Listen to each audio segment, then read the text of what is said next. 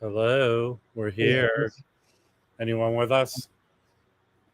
We're just waiting for people to venture in. We got some good stuff. Good stuff.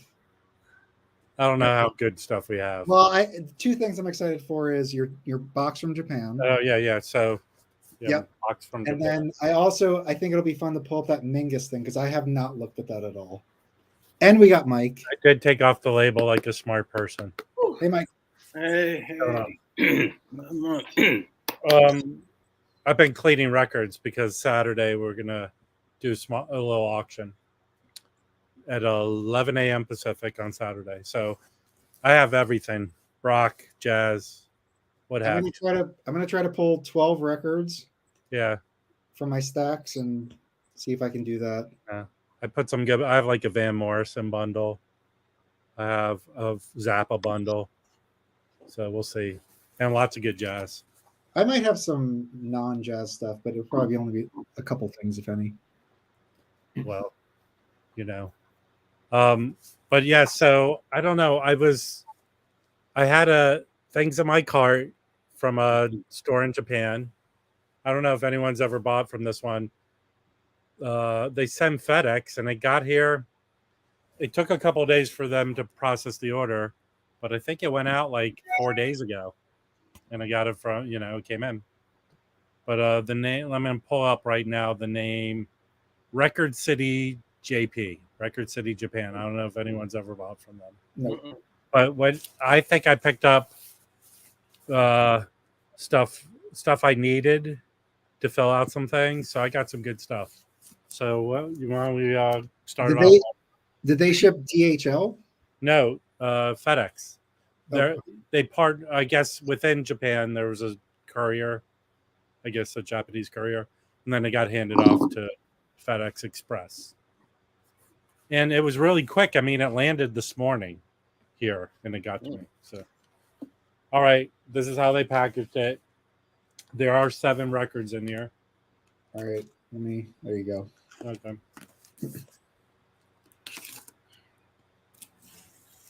This was done. It was a high purchase. I think I might have done it during the Jazz Bum stream. Okay. Open it. They got a piece of cardboard on the top. Ooh. They have a little pamphlet or leaflet or whatever you want to call it. 500,000 items in stock.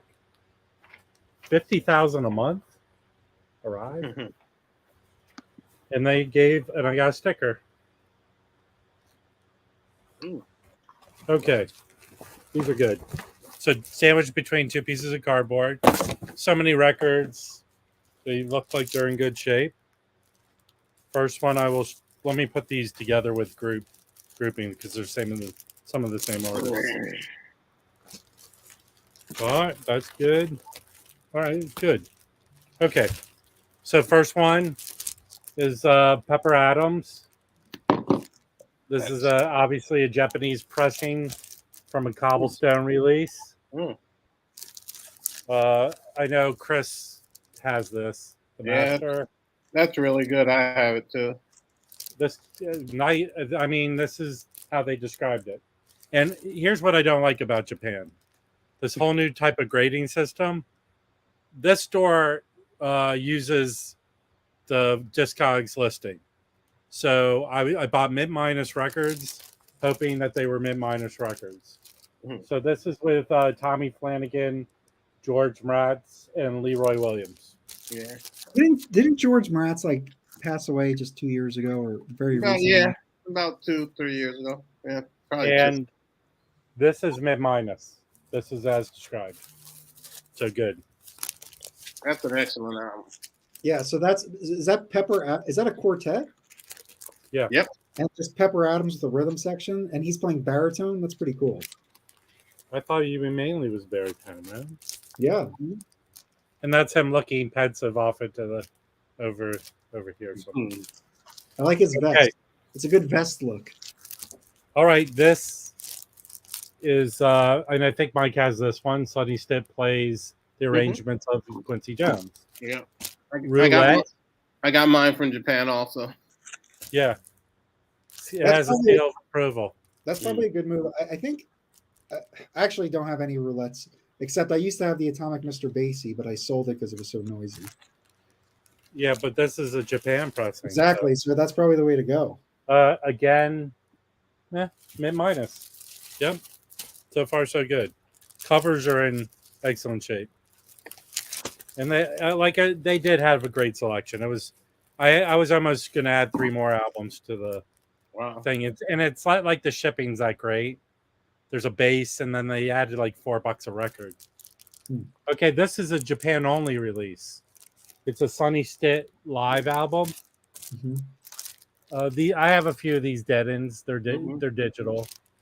So this is Sunny Stitt, Barry Harris, Reggie Workman, Tony Williams, and Walter Davis. There's a That's picture. well. Yeah. So this is a live show, and I listened to it. I mean, it's really good.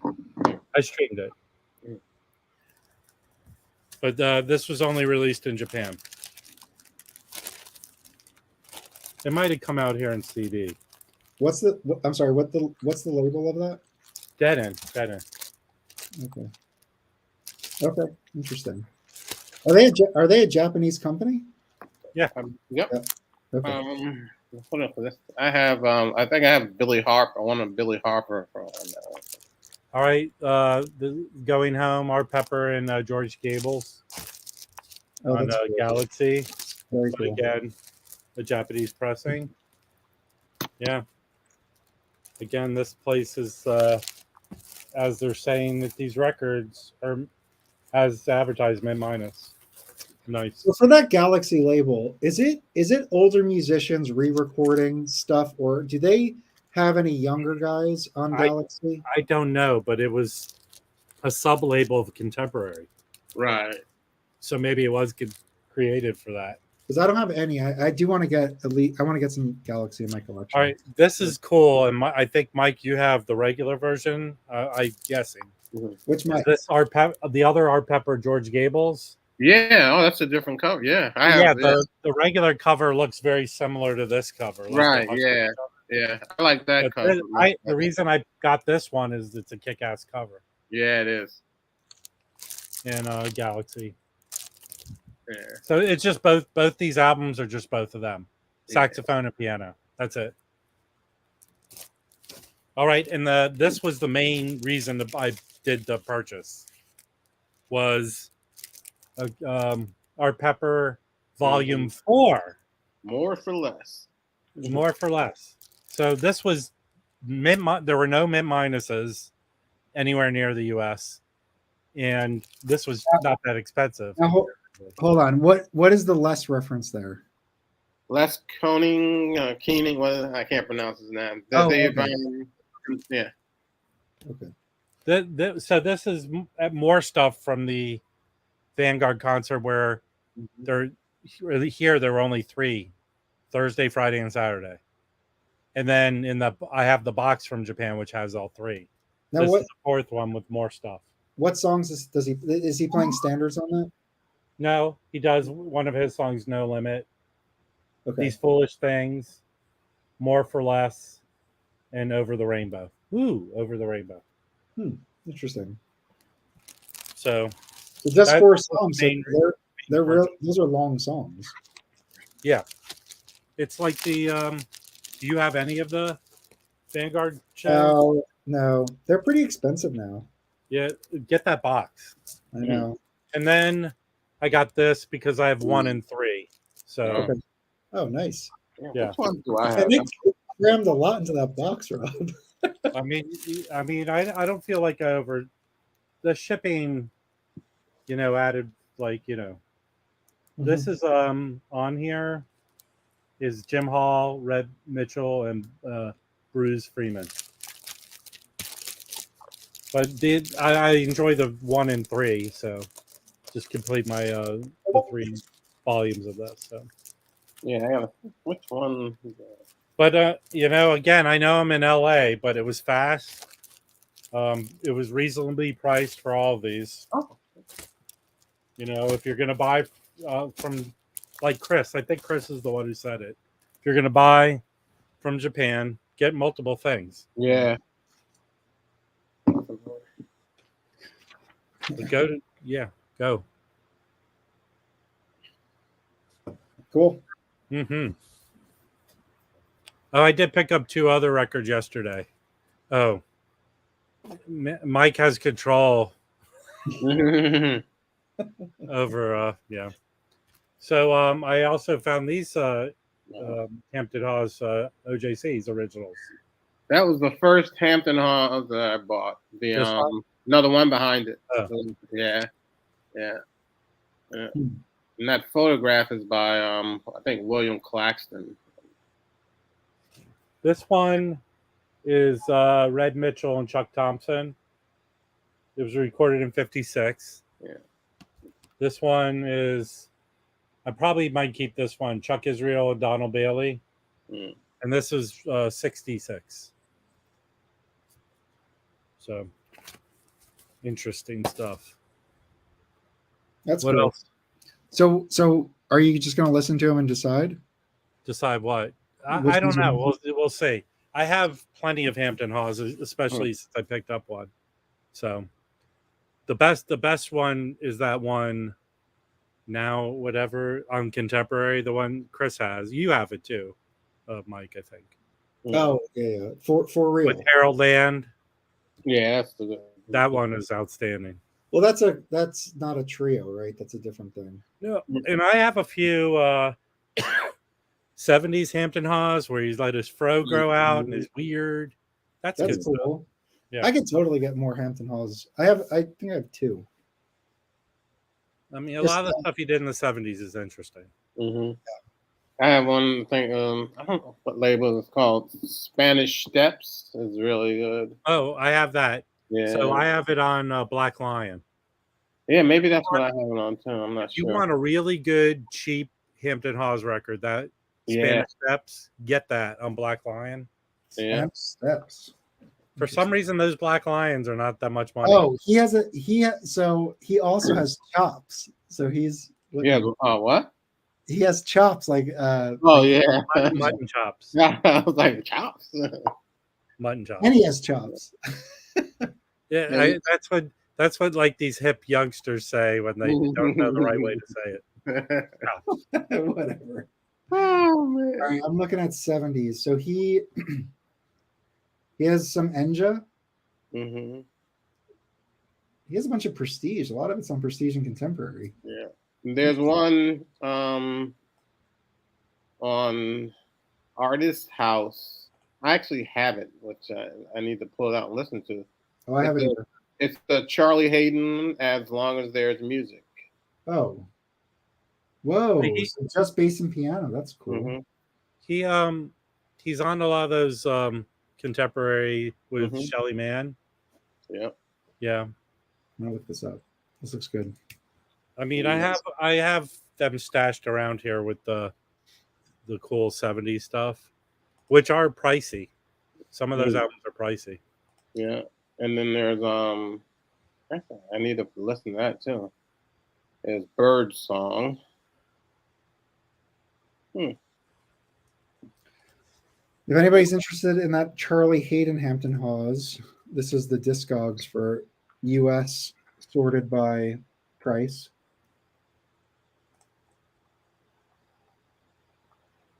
So what is Artist House?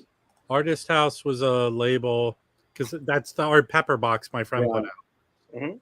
which I'm going to send you those CDs, Mike. Or Mike, that Mike.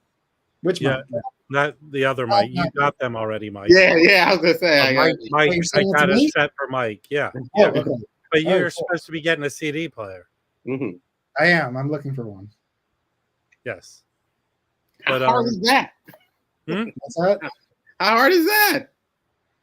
Well, I'm trying to look at like Goodwill, and there just aren't any. Oh, all right. I got you now. But yeah, no, I mean, I have something I could play it with, but Mhm. it's not hooked up to my my good speakers. Hmm. So anyway, Hey, so Caesar's asking about the get both of them. they're both the same concert. Yeah. Village Vanguard and Waltz for Debbie are two parts of the same Well, show. The cool answer is to get, if you're going to get one, you get Waltz for Debbie. Well, I'll tell you that because I just sold. I remember I had an OG mono, Waltz for Debbie. I sold that one. I still have this one to sell. So the Waltz for Debbie's the point is that's the more desirable one, but it's the same show. I don't even know if it's the more desirable one, but I do feel like people who are someone who was pricing it out to sell it. Yeah. Oh, it is? The one I had, I should have put up on Discogs because there's none for sale. Hey, Mark. But someone I knew, someone who buys from me wanted it. So I feel like Sunday at the Village Vanguard has more reissues though. Like I feel like more people have that one than Waltz for Debbie. Well, you know, he's on the cover. It's a great cover. Yeah, But again, buy both of them because it's the exact same show. I'm getting all. I have a Workin' with Miles. I'm still going to get that. I don't have the Mal 2, and then I have OJCs of the Bill Evans. Yeah, I'll probably look if those Bill Evans go down in price cheap somewhere, maybe. But the Mal 2, that's one of my.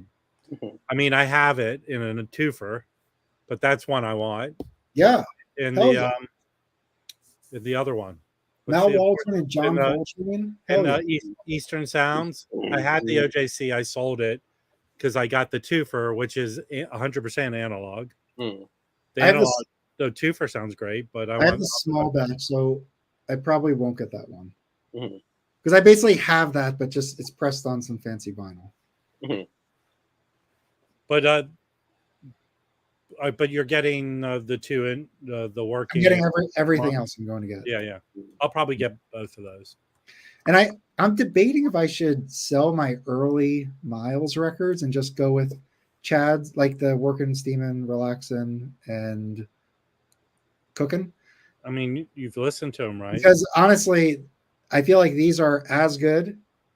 I think they're essentially as good as what like a great OG sounds like. But it's perfect, and the vinyl is quieter. So I like the idea of having those as like collector's items, but I don't know. I mean, do I need 2 copies?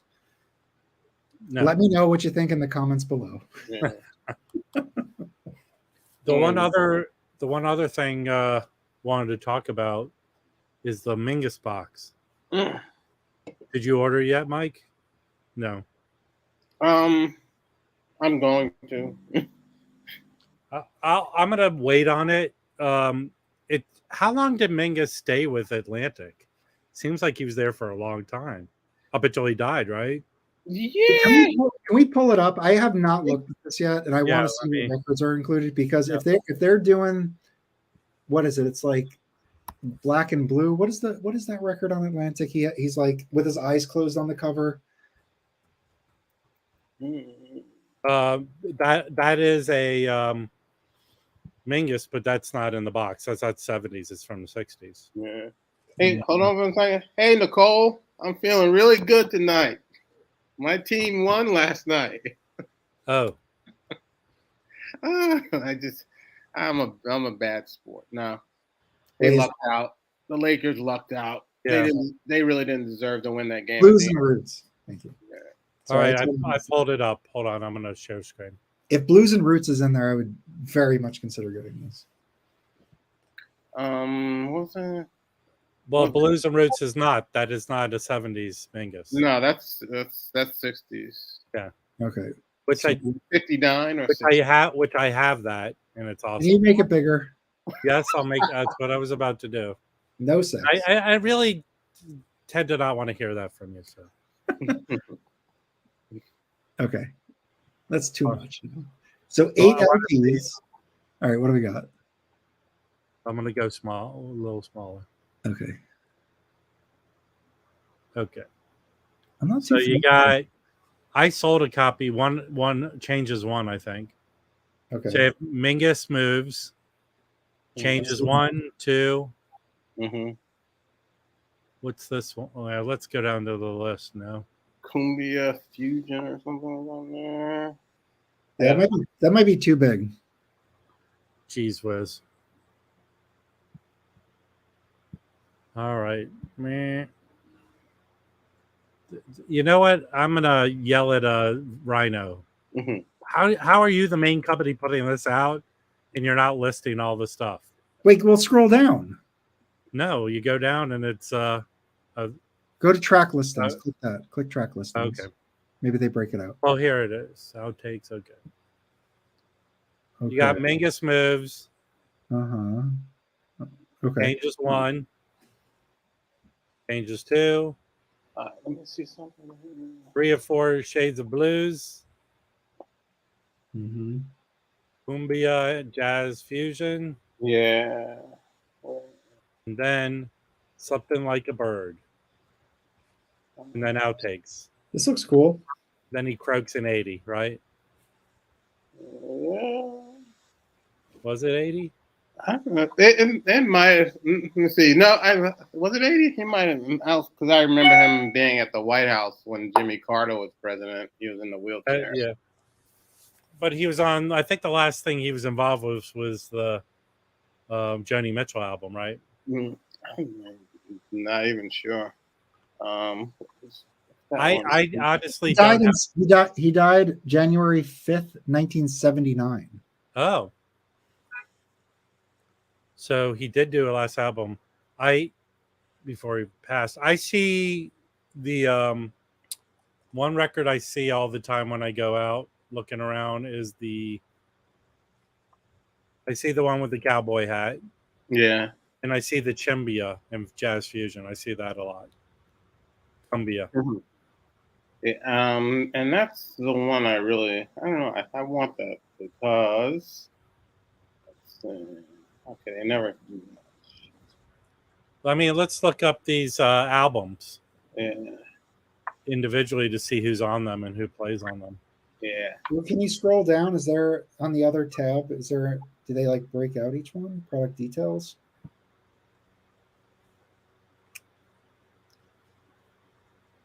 All his 70s output with outtakes. What shitty website is this?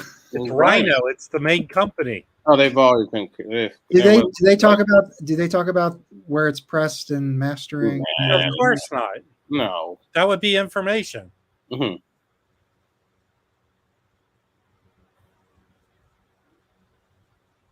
Okay. Where's So this is Elusive Disc has more of a description. Mm-hmm. 8 LP, previous unreleased tracks, remastered tracks, booklet, outtake disc, exclusively to vinyl format. Now, I would think this is done in line with the other stuff that Rhino has been doing. You know, they put out that Mingus or Blakey record year before last. So it quite possibly could be digital, you know. That was. Mm-hmm. But the John Coltrane, My Favorite Things, the one disc was Kevin Gray mastered mono, right? Mm-hmm. So this is $200. I'm sure they're making a lot of these. I feel like it'll drop. So this isn't an instant purchase for me. What about you, Mike? Which Mike? Mike, the naysayer who poo-poos everything. I don't know. I'm not sure. I'm not totally sure. I would like it. I'll tell you that. It's just for $200. I just have to balance it with other things that I would want. So I will not pre-order it. I might do what you do, Rob, and see if it drops. Like if that drops like 150, I mean, it's already a pretty good deal. It's 8 records. I think it'll already be like 20% off a lot of places. But I do think for me, I feel like it's important to build out my Mingus collection. I don't have any of those. And I'm also trying to get into the 70s and 80s, you know, focus on that era more. So this is like, it makes a lot of sense for me. Mm-hmm. And I don't have that much Atlantic, honestly. I have some Coltrane and I have Art Blakey and Monk and maybe a couple other ones, but I don't really have that much. Well, I'm gonna wait till it goes down. I have tons of Mingus on Atlantic. I have that Speaker's Corner of the Clown, which the first side's awesome, but then on the second side there's that narration for the clown. It's really creepy. Yeah, but I have a bunch of his Atlantic 60s Atlantic stuff. I don't have any of the 70s stuff. Yeah, I've got some of that stuff on in the box set. I have the changes, so and I have a lot of the Atlantic from that period. So I can wait, but I will definitely eventually get it. Okay. The one that I really want is I don't know, some which I don't have is cumbia and fusion and jazz fusion. Yeah, I'd rather get some of his other albums first, like Live at it. That is the best. Yeah, I agree. That's the best live, Mingus recording. That's what I mean. Yeah. I guess that's my hesitation. Like, if this was an artist that came up in the 70s, I'd probably be more geared to just getting it, pre-ordering it. Well, you'd be more geared to getting it if there was a seminal album in his 70s output. So, okay, to that point, what do you guys think of his 70s output if you've listened to it?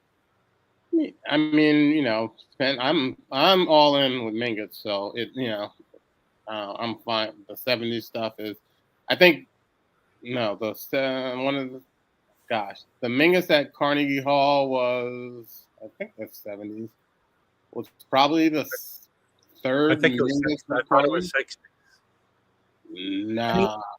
He wasn't, I know we're saying it's later Mingus, but like, he died when he was 56. So this wasn't like he was, some like 90-year-old playing. Like yeah, but his health was shit. Yeah. Okay. Fair enough. But I think all Mingus or the majority of his work is very worth having for me. I love that Carnegie Hall concert. That's a great concert, also, especially the reissue that they put out that has the performance of his working band at the time. Because when they first put it out, it was just the jam session part of the concert, which is crazy. But then he had in his band in the 70s, he had Don Pullen, George Adams, guys like that. So Oh, I know a little bit of George Adams stuff. He recorded for like Muse or Timeless, right? Yeah, Soul Note. Soul Note, okay. Yeah. I think I know one of his records. He was pretty avant-garde, right? Yeah. I mean, I know that I think it was, I hate saying that because I think he was a very soulful player to me. And then I heard people go, he's avant-garde. In terms of what I consider avant-garde. I think you'd be better off by building up his stuff from the 60s. Well, I'm not going to do. I mean, not that I'm not going to do that, but I feel like, I have a certain amount of money that I can dedicate to record collecting, and I'm just so focused on later stuff right now. I really, with exceptions, I mean, I'm really just prefer, I'm just trying to get stuff I do not have in my collection, different labels, different groups, just to really kind of start kind of putting the, I don't know, just to start understanding the landscape. Because I was talking to Felipe earlier, in terms of Blue Note, Prestige, Impulse, Riverside, Contemporary, Pacific Jazz, I know all those catalogs. I know all the players essentially. I mean, there's some right. But now I really want to move on. I want to learn about other labels and stuff. And you really kind of have to kind of progress, or at least I feel like I need to progress to the 70s and 80s and later.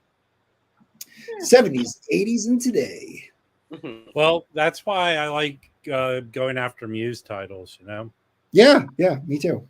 Because that stuff I enjoy listening to, and it was released up until whatever, you know. Well, what's interesting about the 70s and 80s is that you have new guys coming up that's really where I want to focus on. But then you have other things like we were talking about Galaxy, and then like parts of Muse, they get like, you know, the Jimmy Heaths and like the older guys coming in.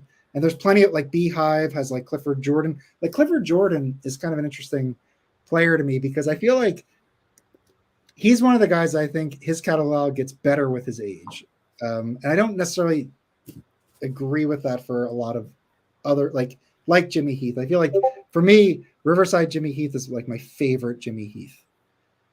And I realize this is just all my opinion, but anyway, so I just feel like with 70s and 80s, you do have some overlap with some of the guys from the 50s and 60s. But then what I'm really looking forward to is learning about the guys that, you know, are new, you know, first led records type things. Yeah. Mm-hmm. You know, the thing with Jimmy Heath, I don't know. It seems to me that, you know, so especially when you talk about later in his career, you know, I don't think you know, he was very well recorded. You know, what, you know, I can name, okay, the 70s, the Xanadu. He had the thing on Muse. It just seems like there were gaps to, you know, when he was. Was he troubled? Was he troubled? Huh? Was he troubled at all? Or No. He taught. You know, he actually taught at, you know, Queens College. He taught music at Queens College for years. There was, and then he did some really good stuff on Steeplechase. There were like 2 outstanding recordings he did on Steeplechase. I don't think they were put out on vinyl though. But, you know, I just don't think he was recorded consistently. You know, he was sideman on a good number of Blue Notes. You know, at least a half dozen, I would say, maybe more. But then for Riverside, and he was on a ton of Riverside, like half of those behind me are like with Jimmy Heath as sideman. But his lead stuff on Riverside, this is the quota. This is a very good. I mean, I feel like what I describe his Riverside stuff is like raw hard bop. Like it just sounds not as perfect as a Blue Note, but it also doesn't not sound perfect. It's just maybe just I don't know. It just has more attitude. It just the recording isn't as like it's like grittier. But I mean, his stuff on Riverside in terms of hard bop is just like it. I don't know. I think it's some of my favorite. There's a album I see a bunch with him and his brothers on Columbia. Oh yeah, the Heath brothers from the 70s. Yeah. Yep. And this is the Thumper. This is also great. I mean, the lineup is ridiculous on it, but his Riverside stuff's very good. And then he did that Jazzland that we were all hyping up. Remember the Sleet? Wasn't he? Wasn't he center on that? Yeah, he's on that. Yeah, I'm gonna send out an invite if anyone wants to come up. Yeah. No, I just want to show one thing. You know, you guys on were talking on Joe Harley was talking about that. You know, Steve Lacy and Misha Mengelberg on Soul Note. Then this is the other one. Ooh. Of that.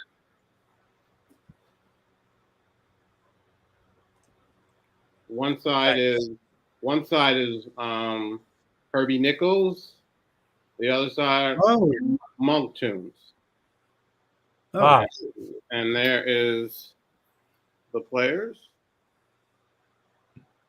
Now, do you like that equally or better or worse than the other one? Or is it just equal? Oh yeah. You know, nature, urban nature. Bazzi got locked out of his house. Say better, just because of the Monk and Nichols thing. One side being Monk, the other side being Herbie Nichols. But I mean, they're both well worth having, in my opinion. Well, the other one is all Herbie Nichols, right? Uh-huh. So that's cool that they're doing Monk on there as well. because I feel like it makes that connection between Yeah. Nichols and Monk, which I think Harley said it, and he even said other people have said it, and it's like even the musicians are making the connection. Yeah, I mean, I know. Yeah, Jerry Allen years ago. I'm talking late '80s, early '90s, late '80s. Yeah, had made that connection. Yeah. Nichols and Monk. Yeah. And what else? Hold on. I got some other stuff that's interesting. Hold on, let me grab it. Yeah, I picked up some stuff the other day that I don't know if I have laying around right. Let me. There was a Clifford Jordan album I picked up and I'm giving to Chris on Soul Note. Which one? It's a Clifford Jordan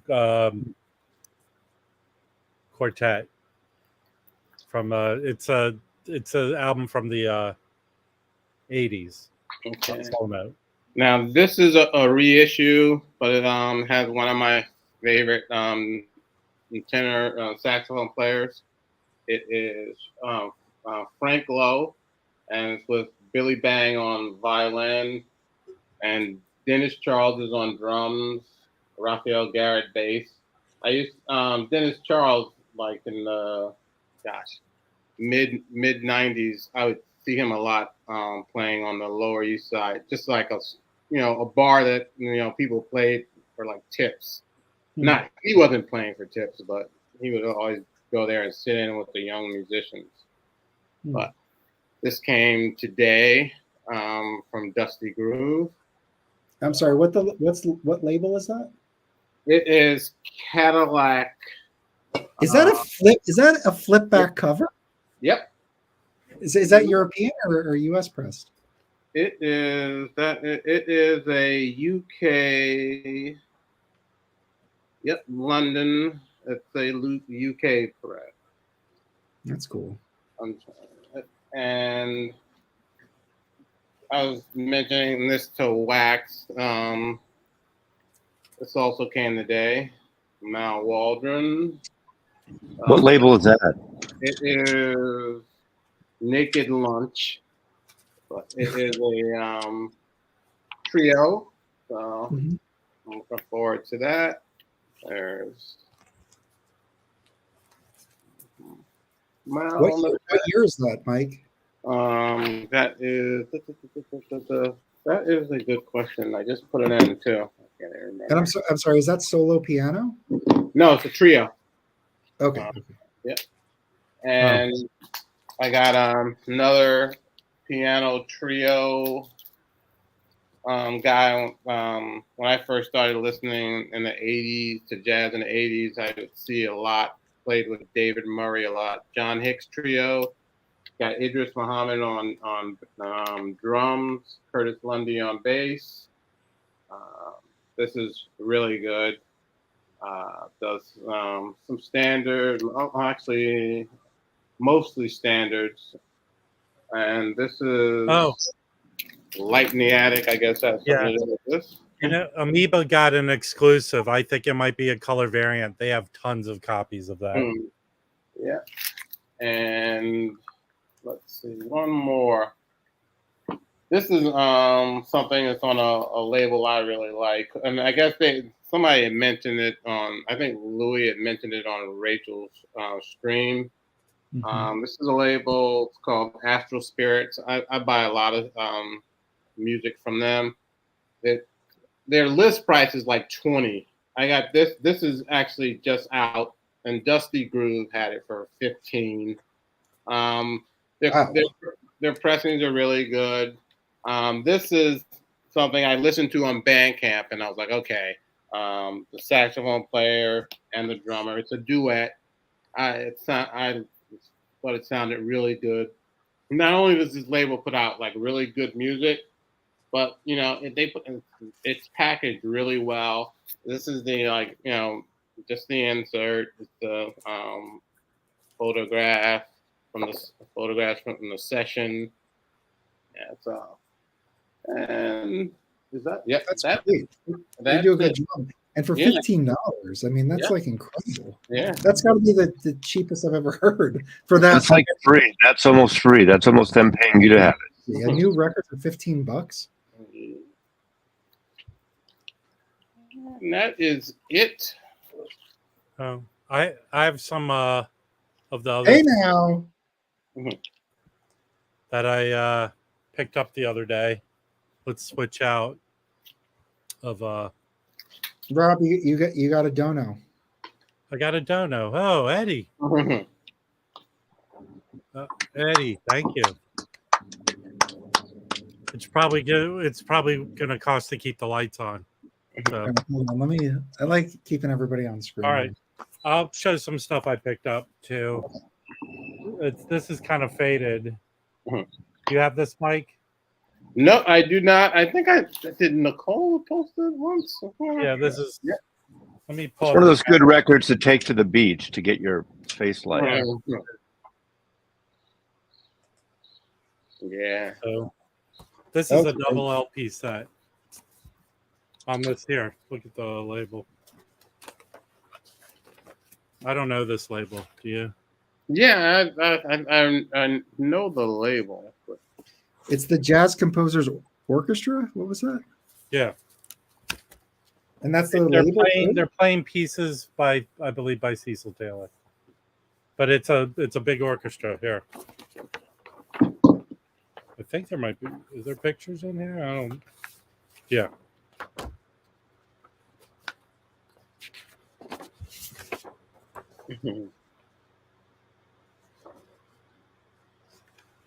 There's Larry Corral. Who's on piano? That is Carla Bly. Oh, okay, of course. Steve Swallow. Here's Pharoah Sanders with. There's Cecil Taylor. There's Pharoah Sanders with Roswell Rudd. There you go. And here's Those are great photos. yeah. Looks like my high school yearbook. Yeah, Mazzy's in here is the fluffer. This is the Clifford. You guys got to eat. This is on Soul Note. Okay. This is mint. It's mint. It's still in the shrink. This is Barry Harris, Walter Booker, and Vernell Fortier. That's cool. It's kind of more middle of the road kind of stuff. I would love to compare that against his quartet. I have a couple quartet records from Jazz. This isn't very dangerous. From Riverside. Yeah, no, it's not. I mean, you know, yeah, I wouldn't say it's not something I play a lot. I go to, Yeah. And his catalog, but that did remind me that I need to clean my copy of that album. I picked this up because the lineup is just killer on this. Is Tony on that? Yes. Yeah, well, he played with Tony on Tony's. Yeah, band. Tony, and Ron Carter, and Joe Henderson. Yeah. Wow. Is that late 80s? Is that late 80s? Yeah, 89. Yeah, that's his early stuff. That's when he was playing with Tony. Yeah, and Heath, gosh, I used to see him. I used to go see Mulgrew a lot, especially when he would play the Vanguard. His best album has Joe Henderson. It has a bunch of people on it. Joe Henderson, Kenny Garrett. It's on RCA Novus, but it's only CD. But that's really good. And those Landmark ones are pretty good too. I can't find the cover. I can't find the cover for this one. Every Sonnet record I get seems like it's bad vinyl. Has anyone experienced that? Just can't get them clean. But this is an album with Dizzy Gillespie, Sonny Stitt, Max Roach, Barry Harris. I forget. It's like a stellar lineup, and it's just a recording they did. I guess Sonnet had a series of these jazz masters, The cover's somewhere around here. I just tried looking for it. I can't find it, but it's pretty awesome. So.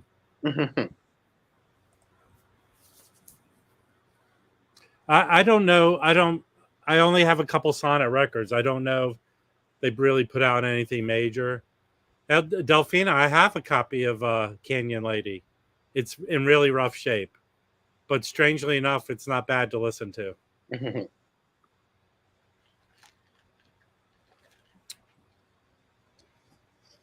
Canyon Lady. I'm trying to think. Delfina, go to Delfina in San Francisco. It's my favorite restaurant in San Francisco. Yeah, go to a restaurant named after yourself. Right. Yeah, Not the pizzerias, but the main restaurant. Maybe you get a free meal. I suggest never going to a restaurant called Rob's. Just don't do it. Well, there's Rob Roy's. Wasn't that a well, chain? You can drink a Rob Roy, but just Well, don't. that. I know don't Rob think Roy. Rob is a good name for a restaurant. There's actually a bar here, Rob Roy, because of the Irish, whatever, and the Scottish. Liam Irish. Neeson. I know the difference. Right. I know the difference, but I can't remember that. Yeah, mentioned it on 18th Street. Hold on 1 second. Hey, Mike, I need to get, at some point, I need to get your phone number. So email me if you have my Maslov at Maslov. Okay. I won't abuse it. Believe me. All right, cool. He abuses mine. You should be prepared for a middle of the night text. I won't abuse it. I don't abuse it,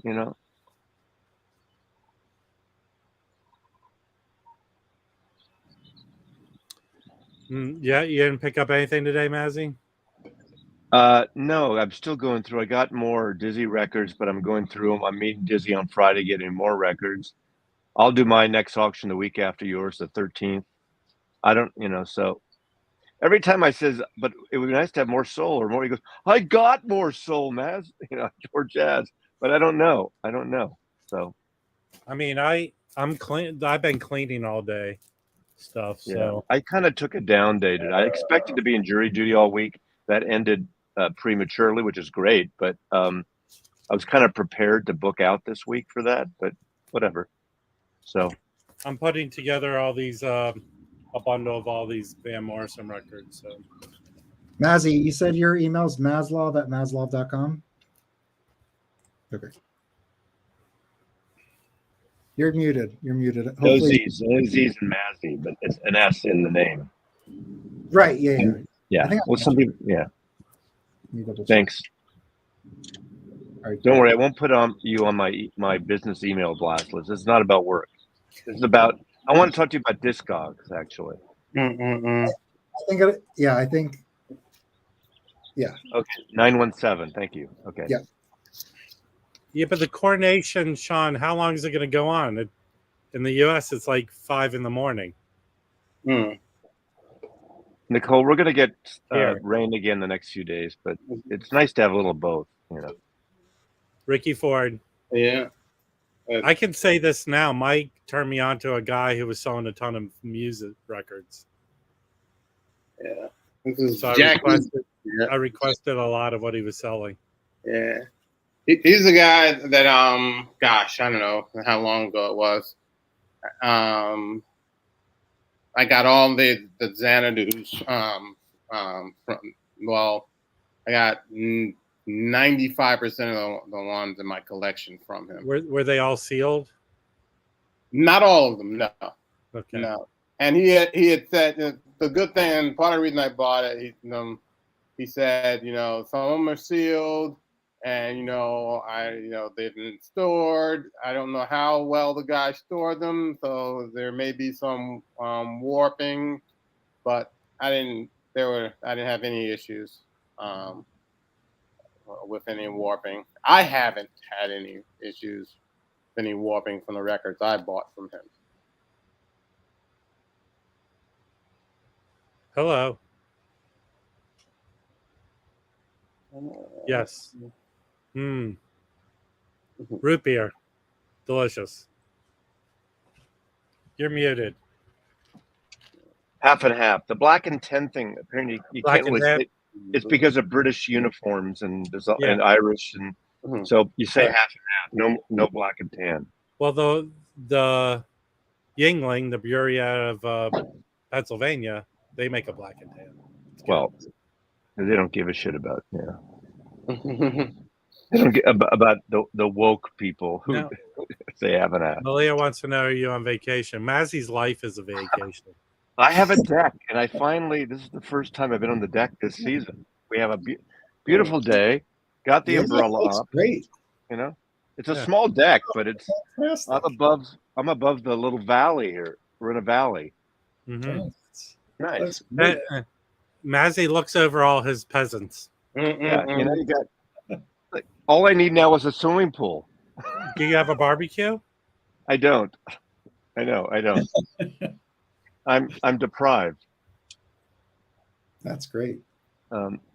Fortunately, when it gets hot here in Seattle, which it does in the summertime, this is west, and it's so friggin' hot on this deck. So, Yeah. Yeah. Mazzy has the life we all want. Hey, I've worked hard all my years for it. So this is a tough question for Mike. Yeah. If you were to get somebody started on Ricky Ford, not knowing their background or whatever, where would you? What two records would you select? Oh man, that's tough. How many? Well, first of all, how many Ricky Ford albums do you own? I want to say probably 10, 12. Okay. Wow. That's and then great. and then you know, yeah, and then I've got a couple of CDs. Yeah. Well, I'll tell you. When we were talking about Ricky Ford, I went and picked up a copy. And the one that jumped out at me is the Manhattan Plaza. That's really good. And this has Van Gelder and the Dead Wax. So if you want to nerd out about that type of thing, you can do that. From the guy he sent me, I think I ordered 6 Ricky Ford records from the guy. And check out the lineup. I've never heard a Ricky Ford record. I need to change that, I guess. So it's Ricky Ford. He's a tenor sax player, at least on this record. Does he play anything else besides tenor, Mike? I'm just saying, I'm gonna say tenor, but what period did he record in? Mid to late 80s, you know. Yeah. Well, 80s, late 70s to I want to say maybe the late 80s, and then he went over into Europe, and he's basically in bass there. Even though a few years ago he came back to the United States and he released a CD, which I streamed today, and I actually have, but it's really good. So you know, and I think he owns a gallery somewhere in outside. So he's still alive. He's still alive. Oh yeah. He's not He's probably my age. No, he's probably younger. On this, I just wanted to say who he's playing with. So don't insult me, Mike. He's playing Oliver. He's playing with Oliver Biener on trumpet, which I have him on something else. Jackie Byard, the famous Jackie Byard on piano, who I think was Jason Moran's, like one of his mentors. Is that right, Mike? Yeah, because I think Jackie Byard taught at the New England Conservatory of Music, and Ricky Ford may have also been one of his. I'm almost positive was one of his students. And then there's David Friesen, which he plays bass. I'm not too familiar with him. And then Danny Richmond. I definitely have some Danny Richmond stuff, but this might be a good one to pick up. Friesen, yeah, Friesen. Yeah. So this might be a good starting point. It's on Muse. All right. It's got Jackie Byard holding it down. Nice cover. Cool cover. Van Gelder, all that stuff. Yeah. I have that one coming. I like that one. This one is also really good. I've listened to it twice.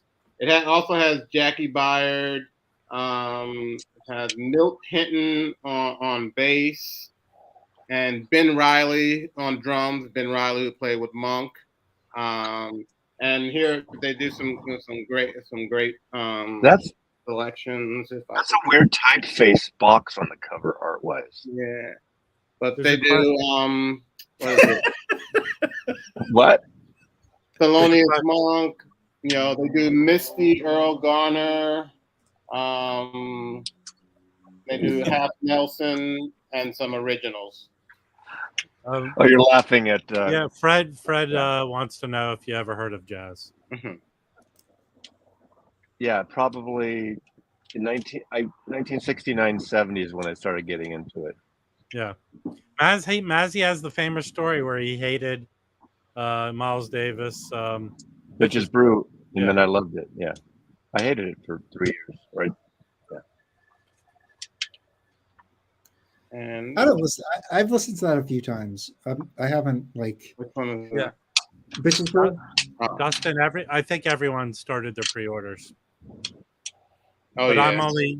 I'm getting the I'm gonna get the Mel Waldron. I mean, I already have the Bill Evans box. If those titles drop in price low, I might pick them up as comparisons. You know, I'm really curious. I did pre-order the Miles Electric box From Very EMP. cool. Hell yeah! And I'm really curious. I almost didn't, and then I decided, what the fuck, you know. And I like that period of Miles. And Can I talk about something that is just stupid nerd stuff? Is right now we know, I shouldn't say we know, but the MoFi Miles, that period, that some of that later period, you know, is arguably, you know, the best sounding you could buy, you know, arguably. But they're from DSD, which I don't give a shit about. That sounds great. But what's interesting about this box, Mazzy, is that they got tape dupes. So they did it analog from a dupe, not from DSD. So I think, does In a Silent Way and Bitches Brew come in this box? Yes. So if you have those MoFis, I'd love I have all those MoFis, and I love them. I would love to hear your opinion on those. Yeah, I'd like to. You know, that would be a good time to bring back Joe Harley. I don't know if he'll bother the VMP thing because he loves the MoFi ones. You know. Yeah. It is interesting. I'm not. It's funny. It's who did it? Was it did Bernie do? Who did the? Oh no, it's Krieg, of course. Krieg did the MoFi, and I personally like Krieg's mastering, even using DSD. That's his realm. That's his artist. Better than Ryan Smith's mastering. It's a choice, and that's just my personal preference. So I think it'll be more interesting of the mastering than the digital analog process, maybe. I just want to acknowledge that because of this topic of MoFi and DSD, we have Fred Putterman coming up, which I'm pretty sure this is his favorite. Fred. If there's one thing I love about jazz, it's talking about everything but the jazz. That's my favorite part of discussing music. But you're in Texas. Nature. There's a tree. I got a tree across the street. I've been outside. I'm all sweaty. I've been outside. It's probably like 200 degrees in Texas right now where you are. It's hot. Yeah. I'm still on my hard bop kick, so I don't know. Nice. Yeah, Wow. actually, I have that George Coleman. I have it on CD, live in Amsterdam. It's really good. I never heard. Wait a second. Someone. There's a Savoy quote. Taj Mahal jazz. I'd like to hear that. I haven't heard of that. What label is it on? Savoy. No, it's like a Savoy style, I think. Oh. Savoy is not a label anymore, except for Kraft putting this stuff out. So I'm curious what I'll look it up later. But if Someone owns them. Kraft owns them. Kraft does. They put out that Bebop Savoy. Yeah. Yeah. I have. So I know. Second album. I know only 3 things about jazz, Fred. Not that much. That's good. It's good to learn 3 or 4 things and just hammer them into the ground. You know. Okay, is that the name of the album? Stony Light Plains? as a feather, Bitches Brew, and Cold in Concert. That's it. That's all I know about. Hey, Dustin, that's a good Monk album. Which is that? The Vinyl Me, the one that Vinyl Me pleases. The one where he's on the Radio Flyer cart thing. I have an OG of that. Mm-hmm. Monk's Music or something. I forgot if I showed you, Mike. I did pick up this book after we talked about one of the interviews or something in it. Oh, is that the Herbie Nichols? Is that it? Herbie Nichols, the 4 Lives in the Bebop Business. Mm-hmm. But I haven't read it yet. It's been sitting here for like 4 months now. I should probably read it. But there's not much, as far as like, I'm trying to think of. I was doing research for books with like information on Cecil Taylor. I haven't dug that deep yet, but I don't think I can't recall anything. I can't recall anything. I still have to go through all that Cecil Taylor I have. Yeah. There's all this like lore around, like, there's like the story of him being outed, and but there's not. I don't have, like, no one's done, unless I'm missing it, someone's done biography or. I mean, maybe it's some. I was thinking, maybe some European person, might have, but I just, I can't recall anything off the top of my head. I don't even remember. I don't recall seeing anything. Even like on university presses, I mean, I can't. Like University of Michigan, they've got, stuff. They did stuff, biographies of Betty Carter, and I just don't recall any Cecil Taylor books out there. Didn't he work with museums in New York, like modern art museums? Wasn't there what's the museum on the west side that they just built? Oh, they moved out. It's the Whitney. Well, yeah, didn't he work with the Whitney with some like? Well, this is what happened. Jason Moran had an exhibition. They had his artwork, and he also recreated like 3 famous jazz rooms. I think one may have been Slugs, one of them may have been the Deuces, and I can't remember the other.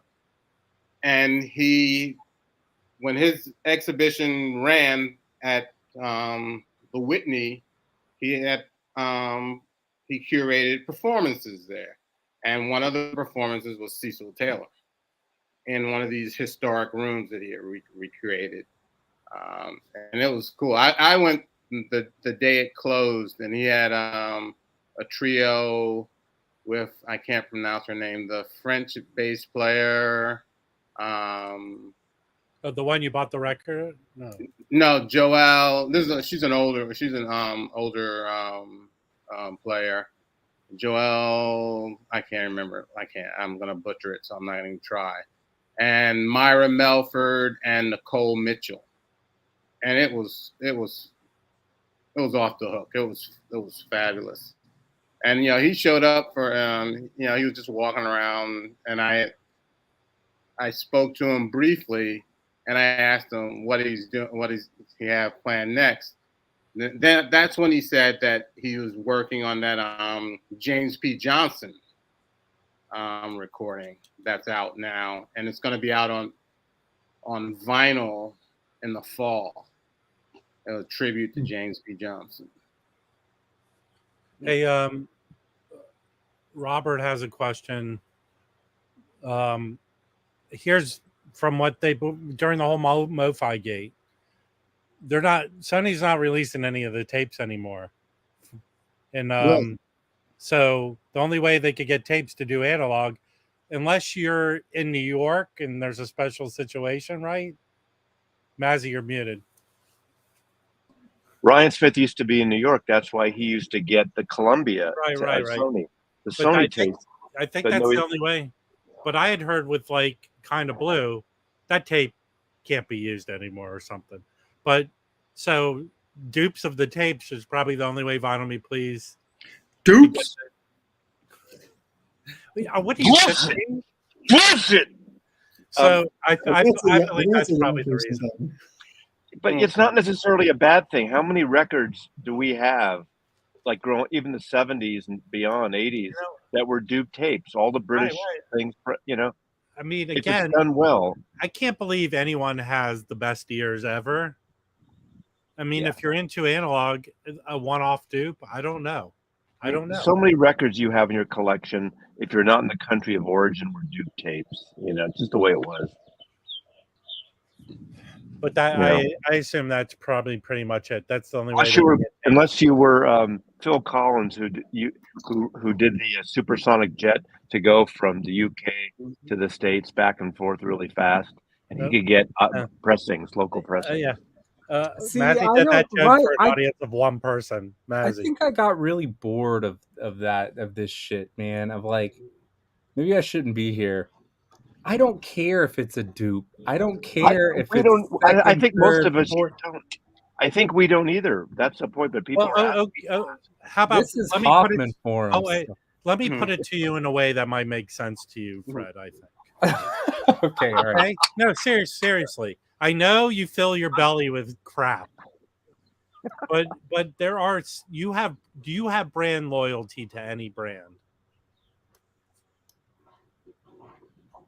Any brand, like when you were into shoes, did you have brand loyalty to Nike or Adidas?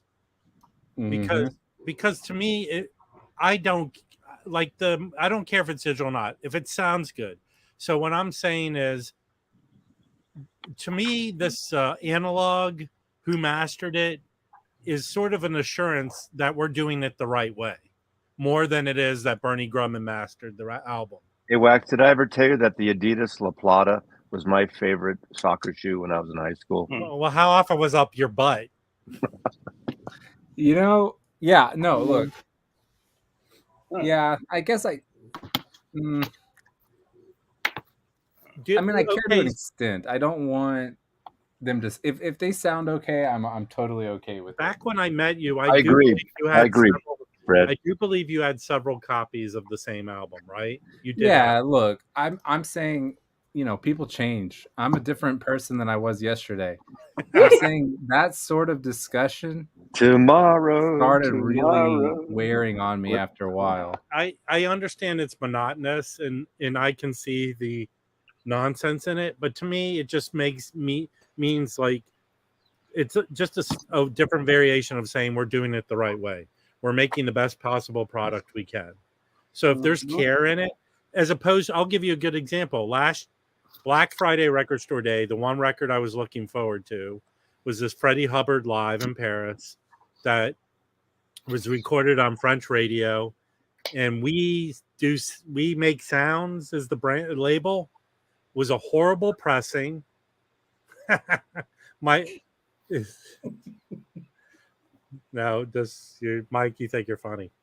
It was a horrible pressing. It was noisy. I couldn't get it clean. There were scuffs on it. They don't care about what they're doing.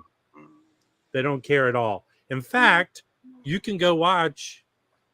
What do you show? But you can go watch the live show on YouTube. The audio on that sounds better than that pressing of that album. What's that, Mike? Is that Cecil Taylor in his outfit?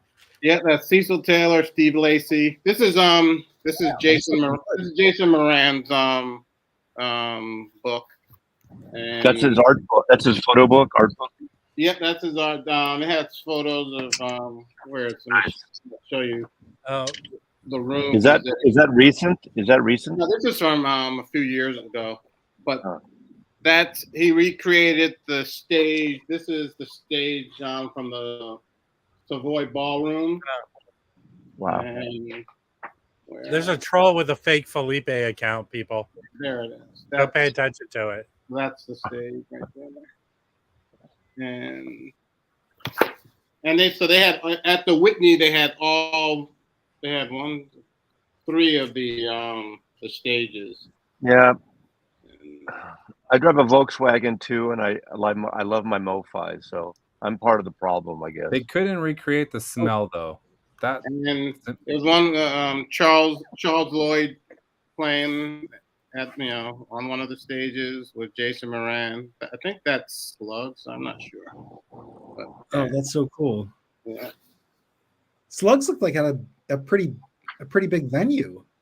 No, I wouldn't say that. Maybe I didn't see it right. Yeah. Stomping at the Savoy. Yeah, it's a good book. It's a good book.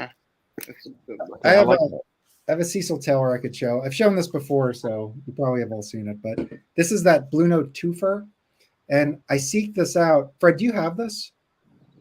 Yeah, or I used to. I don't know if I have it So anymore. the reason why I seek this out is because this is okay. So getting into the whole pressing thing, these Blue Note twofers are like from tape, right? I mean, they're from the No, era they're awesome. I have a lot of them. of tape, and Kuna did this this. is Michael Kuskuna done. The cover is more. I mean, I've used this in a more negative term, but it's more archival. Like this almost looks like something you'd have as like a They're often not of the time period. That is right. Cecil Like Taylor there's from no the art. 70s. This is really getting the music Yeah. out. That was the most important thing. But all that said, the reason why I got this is because this is a transition. The first record on this is his transition title, which is his first record that he put out. And the transition is impossible to get. And when you get it, apparently it sounds like shit because it's on, it's pressed very poorly. So this is a really good way to get a clean, good sounding copy of his first record, which for me is like, I think it's a great record. I think it's I don't know. I feel like it's like early Sun Ra. Like it's like before he's kind of reeled back still, so you can kind of hear what's influencing him when he starts. And then obviously as he goes further out, I mean, he gets nuts. Fred, you were telling me about that one Pablo with Mary. Oh, I have it over here. You want to see it? And I listened to it. Rob have it now? So, and I don't want to admit this, but I ordered that and then I streamed it and then I reached out to the guy and I was like, just cancel it. I don't want it. Oh man, that's a wonderful record. You should, if you're you should like write. That's like a book right there, like that. Well, actually, hold on.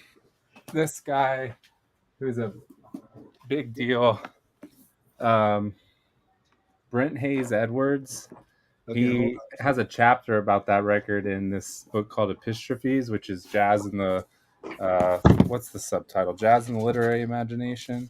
Mm-hmm. Yeah, Jazz in the Literary Imagination. This is probably like one of the best thinkers coming from my world, and he has a chapter on Embrace, the Mary Lou Williams, Cecil Taylor album on Pablo. Album. Next week, he Henry Threadgill has his autobiography coming out, and it adds Toad to Brett. So he's what is it coming out? Brent Hayes Edwards. Henry Threadgill's autobiography. Henry Threadgill. And he has a recording coming out at the same time. I have an Air record in my cart that I really want to buy. I just want to chill with the spending. Ooh, yeah. See, I'm tempted to buy this book right now, and I really don't have any money to spend either. I didn't know this was coming out. I pre-ordered it. They had and actually this weekend. Is it this weekend? Yeah, this weekend. He's playing in Brooklyn. Check it out. And they're doing a talk together. Also, He can't play the same weekend as Wax's next auction. Who is? Yeah, they got a book around that actually. Yeah. They're gonna do it. They're playing at night, so No, I'm actually about to have to go already. I've got my son's just watching TV in the next room. I'm being a poor father right now. So. Hey, Greg, can we all hang out your pool today? Yeah. Yeah. His wife wouldn't like that. Greg, you're muted. That's the best way. He knows. So that was the one rule of him coming up. He had to be muted. You're still muted. Yeah. You're not. You're still muted, dude. I'm very good Yeah. You're using the headphone. So wait, before we lose Fred, what hard bop records are you listening to?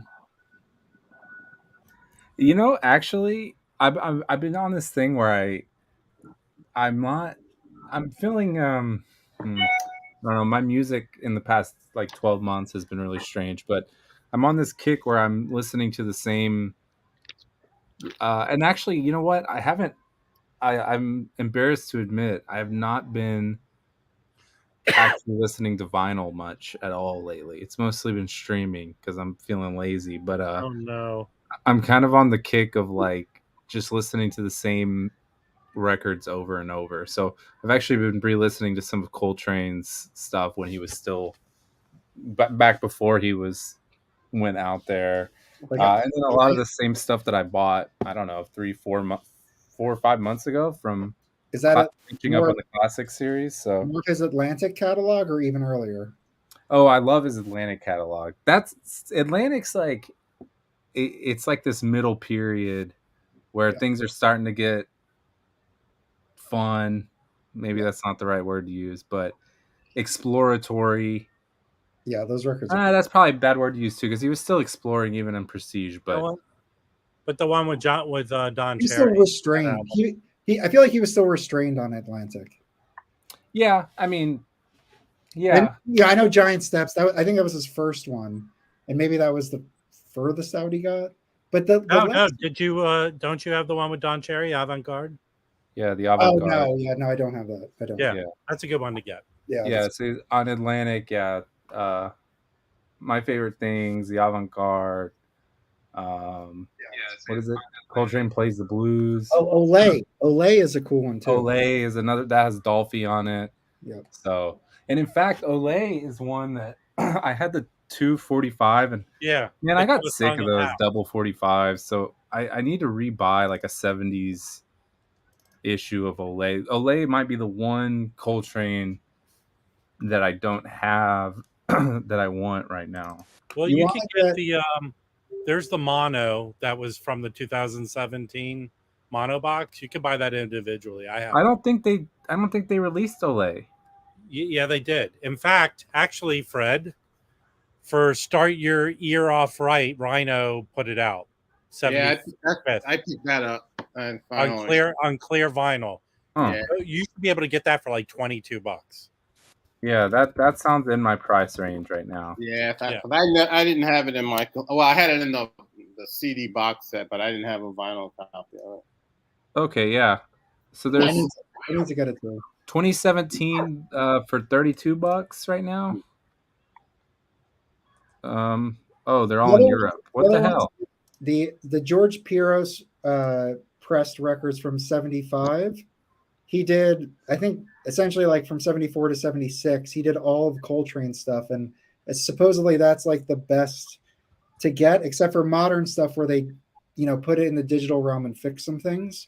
Because I think it's the actual recording of those sessions were not, the best. I mean, they're fine, but they're not like, top shelf recording. But I have George Piros' stuff and it sounds good. Yeah, the Rob, the clear version is cheap. The clear version is like that's normal. what I said because that came out. But okay. I added it to my want list. I'm almost positive, Fred, that is from the 2017 mastering, which is digital, just a repress. But it's probably Chris Bellman did it. I'm gonna guess. Oh, cool. Olay digital is fine. It's nothing wrong with the Olay. Yeah, I have that version of Olay. It's fine. I have the. Speaking of digital, I bought the Rhino. I bought the Ornette Coleman box set, and they're all the Atlantic one. Yeah, the Atlantic one. Yeah, the Atlantic stuff. And I love that box set. It was a really reasonable way to fill that entire section of my collection quickly. So that actually I should get those back out. The Coltrane one's good too, and there's only the Coltrane mono. It's missing one. It's missing because the tapes are kaput, are gone. Which album? Two of the records. Yeah, what album is it that it's missing again? Sounds. It's missing two, I think. It might be missing two. I forgot which one. Let me look at that box. Hey, Louis, I showed an Astral Spirits earlier that I just got, and I got from Dusty Grooves for $15, brand new. Okay, the box has Bags Train, Avant-Garde, Blues. So it doesn't have sounds, which is the mono tapes kaput or the, because I have the stereo version of it from 2010. Yeah, does it have Coltrane Jazz in it? No. So those, but this is a mono box. It's not a stereo. Yeah, I know, but it's just it would be really great. I don't care if it would be cool if they would have done They're the box kaput. even with digital, Not but the whatever. stereo. We say kaput. Wait, so the Coltrane Jazz tapes are missing? They didn't do two of the albums for this mono box. Based on what Mazzy's saying, I'm guessing the mono tapes were. It might have been the Universal Fire. I don't remember all the details. Well, it's Atlantic. So but those were in the Universal Fire. well. Oh, right. Never mind. But anyway, they were. From what I understand, there was that New York fire in the 70s. That was it's one of those Well, what Shirley Scott is being issued for Record Store Day? Oh, it was a piece of It shit. was live in Baltimore. It's not a reissue. It's an archive recording. I've got to not great. say, I mean, I love Shirley Scott. I mean, I'm not always in the mood for soul jazz, but the Prestige stuff, I'm honestly not. I love the stuff. Of the Eddie organ Lockjaw box is great. The sound of the of Shirley Scott on Prestige reminds me so much of like a carnival or like a lot of us got that Lockjaw box with Shirley Scott, and it's very good. Great. It's great. Yeah, no, I don't like that. You don't stuff. like the organ because it sounds like the Beatles. Benefit of Mr. Kite. No, I actually find her organ to be more restrained than most jazz organs. I don't like that whatever box y'all just got. If it was the Prestige stuff with the Lockjaw, it's the Eddie Lockjaw stuff. Yeah, I don't like that. Cookbook records. No, see, I had Roberto. I had the 45, and I don't want it. I sold it because I just got sick of the 45 RPM stuff, man. It takes up that massive section on your shelf. Speaking of nerdy shit that has nothing to do with the music, like a massive spine, that bugs me sometimes. But anyway, all right, y'all. I gotta get. At least it's because it's two records and not just a gatefold for the sake of a gatefold. Yeah, I wasn't particularly happy with that Shirley Scott Record Store Day, and I and Zev and those people sent it to me. I actually, because he loves Shirley Scott so much, I send my copy. I gave it to Nick Rudeau because he loves Shirley Scott and he's enjoying it. And I thought, better someone who's going to enjoy it more than me. So I paid it forward.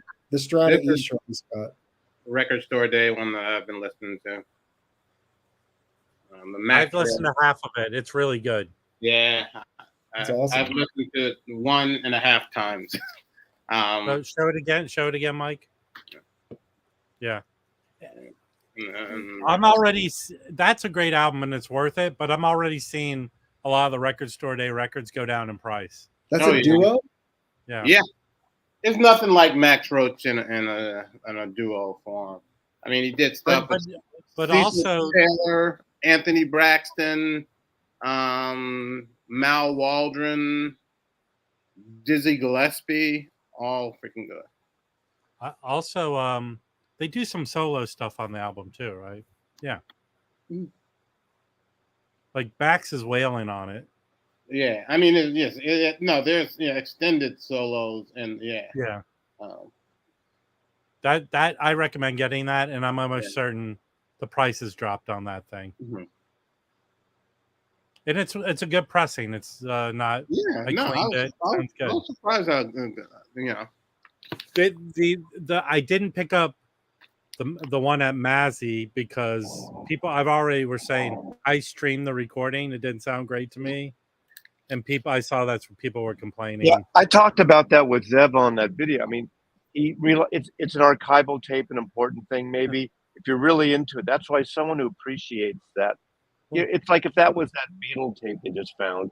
It's not a good sounding record, but I mean a recording. But they find this full hour recording right after their first album. I would get that anyway.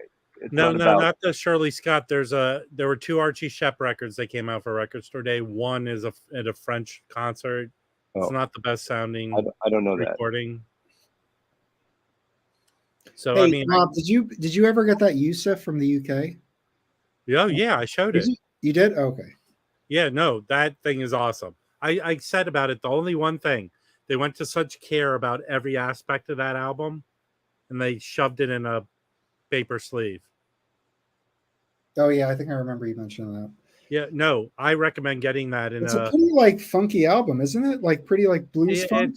It's kind of jazz soul funk. Oh, speaking of Yusuf, Mazzy, did you ever listen to the Blue Yusuf? That cover with the blue. I think you were asking about like if that's a good record or not. Oh right, yeah. That copy is a little noisy, but yeah, it was okay. I didn't love it, but yeah. I forgot. I got to revisit. You know, that's the thing. As much as I love all this, between the stuff I get in, the stuff from the labels, the stuff I buy, this collection, I'm in an overwhelming state right now. But I'm listening to a lot of records. But it is. I like to jump in and listen to a record a lot. Yeah. And you know, I finally got around to listening to that Walter Bishop Jr. on Black Jazz because I feel like we were talking about his stuff because of Record Store Day, and I do have a couple of his records, so I listened to that today, and his stuff is like really like there's I don't know, it's I'm like terrible about explaining music. I just listen to it, but like it's I don't know, there's like flute and it's like funky but it's not like it. Did you like it? Yeah, oh yeah, I love it. It's great. Okay. And then there are parts of it where I'm like, oh, that's like a little. The Black Jazz stuff, he's a little more avant-garde. I kind of feel it's Andrew Hillish. All you got to do is say fantastic and gorgeous, and you're good. Well, hey, Mike Loki's asking if you want a copy of the Yusuf. But from what I understand, the Yusuf will be available in the U.S. sometime in May on Bandcamp. I'm okay with not having that, and I don't like the Blue Yusuf. I mean, I hate to use like strong language like that, but generally, his bluesy stuff, I just am not that interested in right now. I don't want to ever write it off, of course, but like, I don't know. I'm into all this technical bullshit avant stuff right now, and like the idea that the don't drink so much, Mike. You slip it off the chair. Hey, Louis, 9 years ago, I moved from a life in San Francisco to Seattle, Washington, to follow my favorite band of all time, Soundgarden. No, Mazzy is masking it. He's a big whale. Every time I get into a band in Seattle, every time I get into a band in Seattle, some member ODs on heroin. So I stopped off the whole grunge thing. That's, I know, bad taste. Too soon, probably. But. Yeah.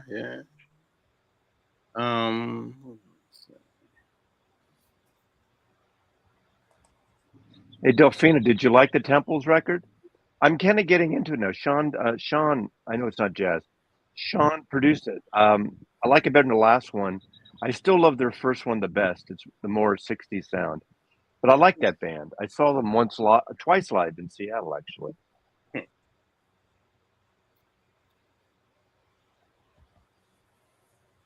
Yeah, I might pick up the what's that one that you got and Chris got, Mike? The Revolution or what? Renaissance. Renaissance record. Oh yeah. I wasn't even aware that it had been reissued. Then I saw some people talk about it. I'm picking it up, and then Chris played it on his Twitch stream, and I was like, oh. Yeah, but I streamed it. It's good, and I love Woody Shaw. He's on there. It's a great lineup of people on it. Woody Harrelson did a Sinatra? Yes, Woody Harrelson did a Sinatra. Really? Yes, he's going to play Sinatra in the Milos Forman's new movie. Foreman's dead. I know, but they're going to bring him back from the grave. Oh, you're joking. I get it. It's a joke. I didn't get the joke. Sorry. Absolutely serious. What did Morrissey once say? Funny, the joke isn't funny anymore. Well, I don't know how many people are making dead Milos Forman jokes. I love Milos Forman. It's Milos. You should know that better than anyone here. Yes, because I'm a Jew. No, because... And he survived the Holocaust. Yes. All right, what do you got, Mike? Me? Yeah, I thought you had a record store. Oh no, I was just I was putting this CD in cover. It's It's in New York. In New York, you have to say I got bupkis. It's a I duo. got bupkis. Hey, I picked up. I mean, I have so many records that for myself that I haven't cleaned, but I cleaned and listened to this, and I think a lot of the stuff Ray Brown did for Contemporary and Concord is really well recorded. Mm-hmm. Do you have this? Something No. for Lester? This is really good. Sounds great. It's such a good recording, and I know the one record I'd be interested in finding is that Solar Energy that Chad did a 45 of. That's like over $200. Hey, Mike. And that one. Since Mike's selling at Sinatra, I just got sent 3 records by Light in the Attic, promos or listening. This is one weird shit ass record. Now it's not Frank, but it's the daughter. This is the second album of Frank. Okay. Excuse me, of Nancy and Lee Hazelwood. Yes. Yeah. That Reprise put out a single, and they wouldn't release the records. That's the time when Sinatra obviously sold it to Warner's or whatever. Mm-hmm. And so RCA put out. I'd never heard this, and the Light in the Attic's doing this whole Nancy Sinatra campaign. This is a weird. I listened to it twice. It's like a cowboy country story on side one where they go back and forth. I love Lee Hazelwood and Nancy when they sing together. I think he's one crazy cat, as they would say. Yeah, sure. It's a weird. I would never buy this record, so I'm not inviting people to. But if you're into them, it's really interesting, and it's a grower. But it's just. Sorry, you hear the dogs? Yeah. Yeah. Get off my lawn. So what's in the gatefold? Anyway, it's called Nancy and Lee again. Oh, look at her. I didn't know that story. Him, all of a sudden in the late '60s, he gets up, leaves Hollywood, and goes to Sweden. Doesn't even say goodbye to Nancy, his friend. He just lives in Sweden for a few years. And then, but this came out at a time when no one liked this kind of music, because this was, 73 or whatever, too? Shut the fuck up, you barkers. 72, 73. When hey, Mazzy, I think they know you're hiding Jews in your attic. Rock and roll. Unfortunately, it's not the Wrecking Crew anymore. So you mentioned that she's involved in that and that they're reissuing. Can you speak? Because I don't know about that. So can you speak a little bit? Yeah, I talked to the guy, one of the owners of Light in the Attic. His name is Matt. In fact, on Radio Stream, there's oh God, I'm just blanking on his name. There's a guy. What's his name? The lawyer, Brian McPherson. Yeah. He's actually an attorney, and his client, he's the attorney for Light in the Attic. And he hooked me up with Matt. They sent me some stuff like a few months ago, and he just sent me a few more things. They're out of Seattle, but I think he lives in Arizona or Texas or something now, but they're out of Seattle, the label. But they're doing this reissue program. They did that first, the greatest hits. They, a lot of people say you can get her records for $1, so why? Yeah. But that's like anything, But she's involved with the liner notes, the booklets. They did Boots. They did the first Lee and Nancy. I think they're doing everything. And she's a part of it. I mean, every booklet has an interview with her talking about the sessions and everything. So, if you're really into I like Nancy. I like her a lot. And I don't want to disparage any of the family, but from what I understand, Tina, her sister Tina, runs the Frank Sinatra estate. And they have his stuff reissued, but like, for example, they reissued Sinatra at the Sands, like, I don't know, 2014, and it's been repressed a few times. That record's like $80 on Discogs, which is just insane that it's not just in print. I have a mid OG copy of it, but I don't. I have a stereo and a mono of that. It's such a good mono record. Is the OG mono. I have 2 copies of. Yep. That is the way to go. Yep. It's great. But I like the stereo, but I get it.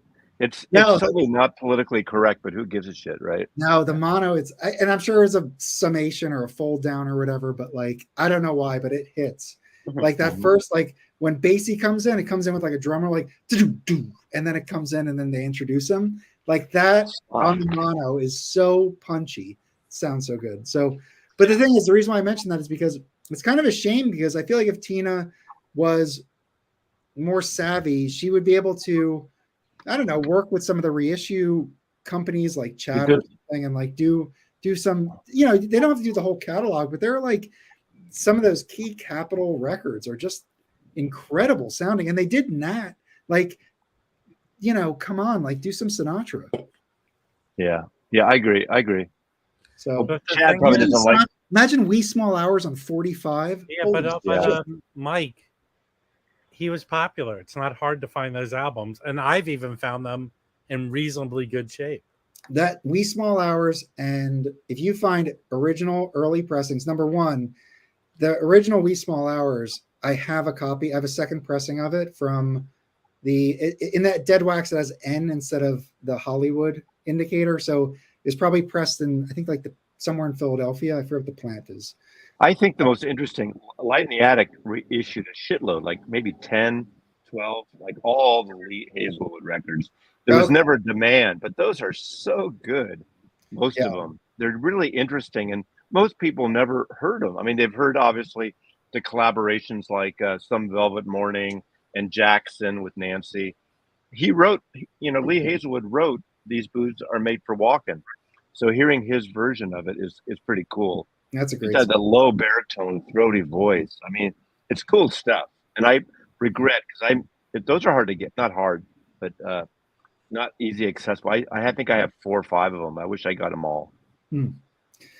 Well, but Rob, to your point, like, I think these records, the certain ones are going up in value. I know they're not Blue Note level. You know, they, like you mentioned, they pressed, you know, like 100,000 of them. Oh wait, did you know what Jeffrey's saying was in that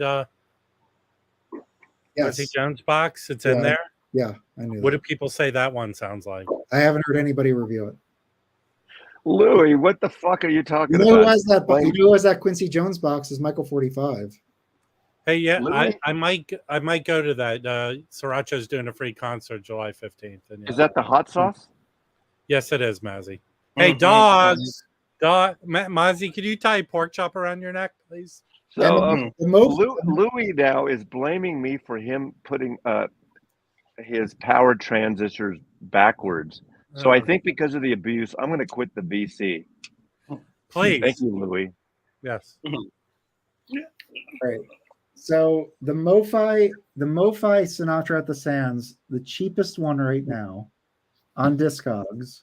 People are selling them individually? No, this is the MoFi. The MoFi, the cheapest one is $325. And there's 4 copies.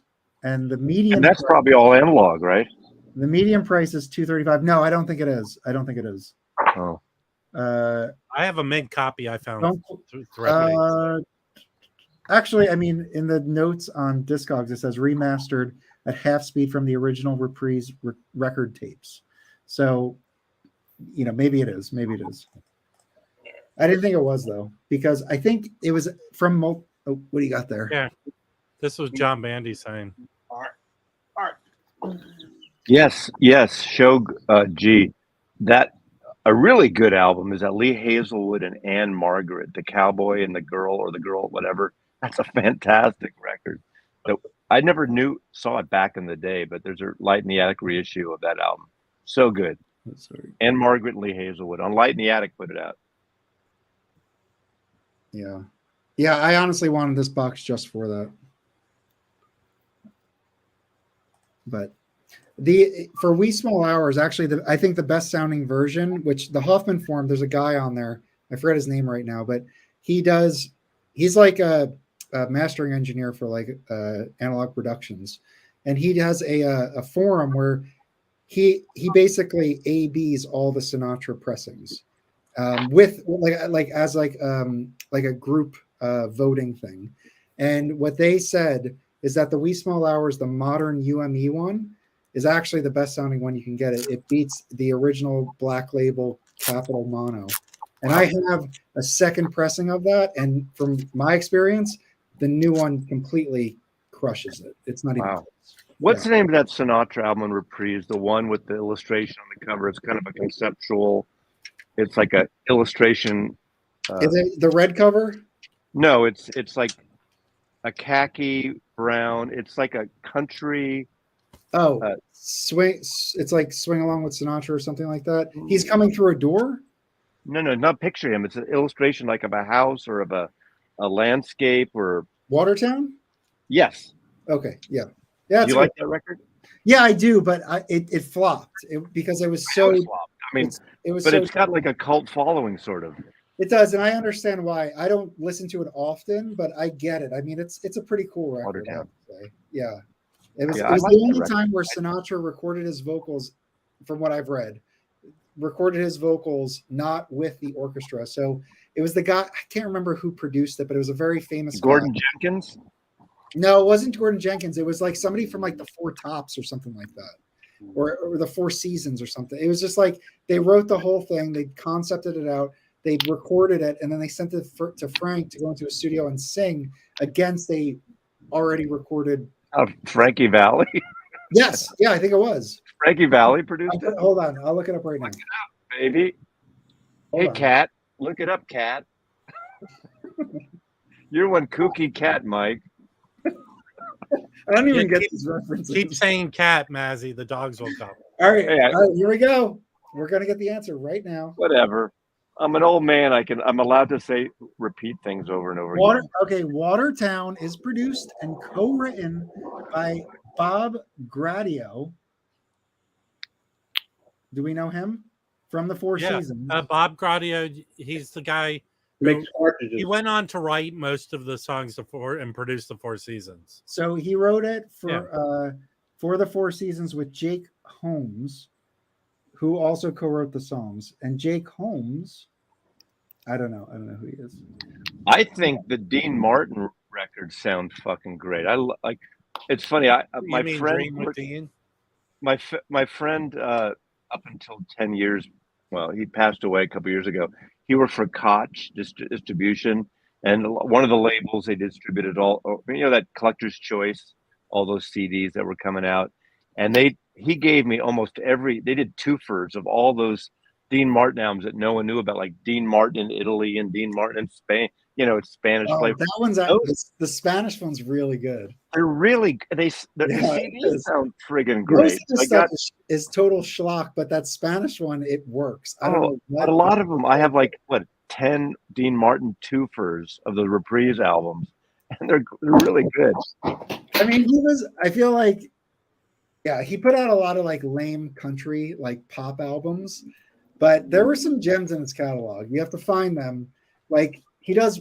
Hold on. He seems like the Stephen King of artists on Reprise. He put out an album every 3 months or something. Now, those are the Reprise ones we're talking about. I mean, the Capitol ones are probably better, but I love his Reprise stuff. That was the late 60s and 70s, late 60s really. Hey, Shoji, I haven't forgot about you. I gotta. I'll find the book. Josh, wait till you're my age. Your friends are going to start dropping, Four of my good friends. So the three Dean Martin records I think everybody should have. I don't have one of them because one of them's the Christmas one, A Winter Romance. So Winter Romance you want to get because it has all his great Christmas holiday songs. So you want that. This one everyone knows about as well. This is Dream with Dean. Yeah, I have 2 shitty copies of that.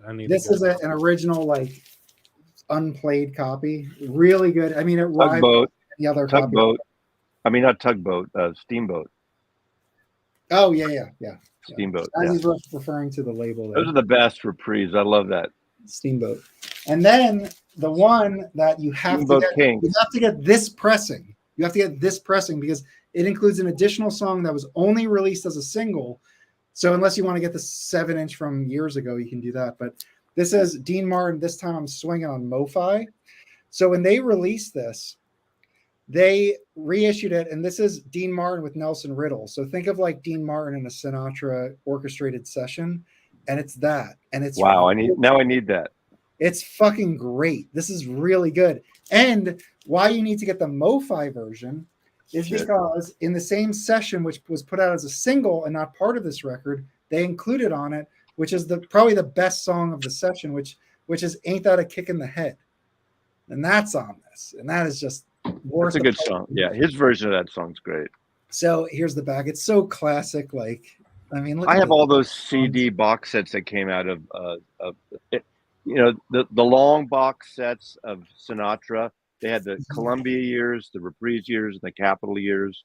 Yeah. And I have the Dean Martin ones, and So those are the three you need to get, and then basically his other stuff is pretty schlocky. But I agree that Spanish one is it's really good. Really good song. The Italian one, Volare. Well, De whatever. blue, de pinto de blue. Yeah. Oh, yeah. Neil de Pinto de Blue. But he does that on all the live albums. That's his like intro song. Yeah. So I do have that. That's one of the first records I remember. The original one. I forgot the guy's name. The original Italian. That was a hit single in the States. My mother bought that record, and I remember as a little kid before she bought like Itsy Bitsy Teeny Weeny Yellow Boat that. Anyway, it was Volare. Pardon me? Harry Como or whatever? No, he did it. Everyone did it. Yeah. It was a hit. Because But it's he an sings Italian in guy. in it. Somebody look it up and put it in the. Now there's I do two not have- versions. You want the Capitol version, not the Reprise version, because Right. the Reprise version is very good, but the Capitol one is a younger Dean Martin. That's the one your mom probably had, and that is the one to get. Well, why are you talking We had about this- people's moms? No, we had the Well, single of the original Volare, the Italian guy. There he is. Okay.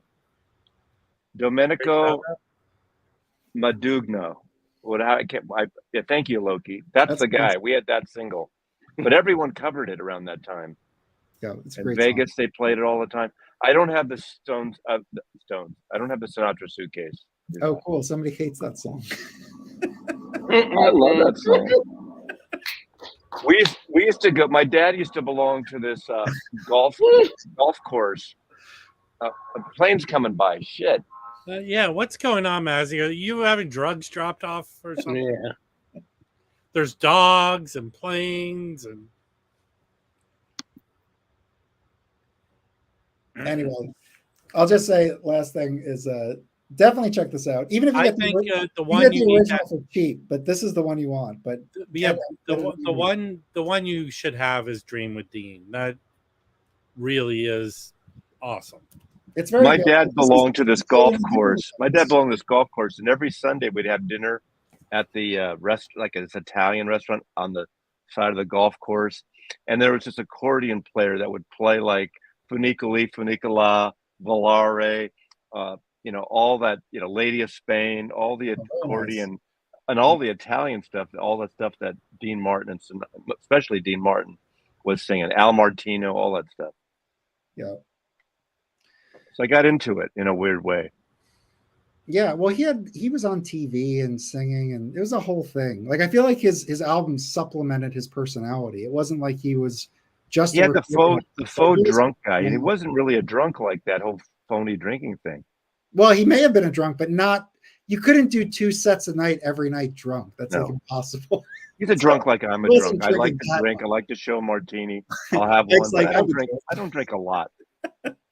It's Mike Notes and Tones. It's always like chugging those glasses of Zinfandel and Yeah. Petite Syrah No, but and a blend. Nina Martin, she has said that it was apple juice. They used apple juice. So, are you guys going to do a Thursday night the Crooner Bums channel? Yep, I'll be there alone.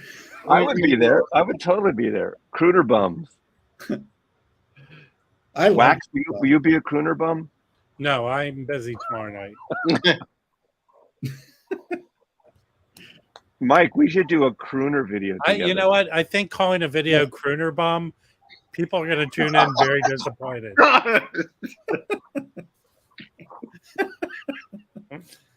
Hey, look, Phil, the crooner bum videos. Oh man, this guy's talking about music. I don't do my own video. I did get about an hour ago. I got a weird inbox or a text, not text, Instagram from Rachel saying the internet's down. She's using the Home Depot internet, which is weird. That she's not going to have her stream tomorrow morning. And I don't know if that's told me.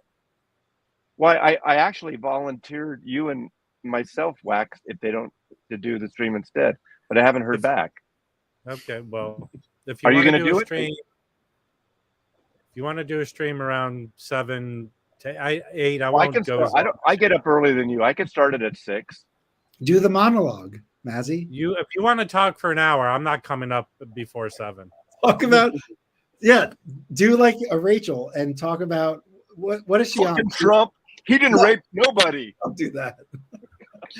But do your genealogy and do what was she talking about recently? Right. Oh, she just got those Beatles. Goodman's. What are you supposed to do in the dressing room? She got those Japanese Beatles pressings that she was showing today. Hey, people want to see some records. I'm cleaning and putting aside. I have this. Is that the independent or when United Artists distributed it? No, does it have the insert? No insert. Wait, I don't know if it had an insert. I just have a promo of it, maybe. I'm doing this Bell Frisell. I have a Ted Nugent. I have 2 Great White records. I don't know if I'll get the crowd that wants Great White, but I have them. I have tons of crowd, jazz and rock. I'm doing a Van Morrison bundle. I could do a Cat Stevens bundle. I have a Frank Zappa bundle. Here, let's see what I have over here. I think I'm going to do these 2 OJCs. Here's the Zappa. You should keep those. I don't know. I have this Zappa. Oh, that's a popular record. I have this Zappa. This is the one that has Valley Girl on it. People are into Zappa. Zappa will do well. I have another Zappa around here. I have Van Morrison bundle. I think I have a couple of these Eric Dolphy Jitterbug Waltz, which is the 2 albums that are in the record store day album and Conversations and Iron Horse. So in the bundle, it's going to be lots of Van Morrison in the bundle. So, nice. Yeah. I have lots of good stuff. Is Ian not available? I think we need to bring back to the North American continent this morning stream. Yes. I actually do have a Mother's record I'm going to auction too. So I'm going to put everything together. I'm very busy and I'll see if I can put together 50, 60 records. It's getting hot out here. Shit, it's hot in Seattle. It's not hot in Santa Monica. We get June gloom. We have June gloom. That's like San Francisco. It gets to be, foggy summers. Yeah. It's been raining like crazy. Oh, God, 57. Yeah. Let's see. What are we at now? I'll have stuff for everybody. It's 70 degrees here now. Damn. See, it's funny. In San Francisco, if it's hot, usually around 3:30, 4 o'clock, it cools down. The fog comes in. Mm-hmm. Seattle, it gets hotter, and then 5:30 because we're further north. And we get about 45 minutes to an hour more sunlight than the Bay Area here in the summertime.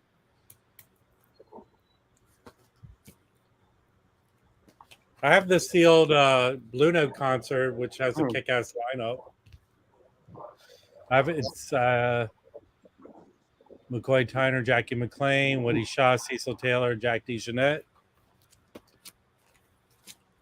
This Monk. I have a Gifted Ones. This is a fucking awesome album. If you don't have this. This Stanley Turntine Blue Note that really this was reissued as an Applause. It's basically Stanley Turntine if he did a Verve record with an orchestra and stuff. I don't think this is in that great a shape. I have this Herbie Hancock, but it's not in great shape. Lots of stuff. I got too much stuff.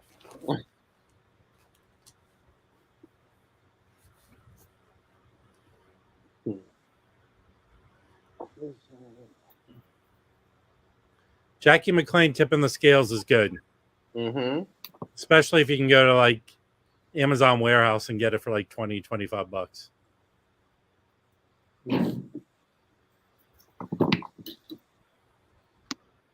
I'm gonna warp my record out of here. I'm gonna go inside. Okay.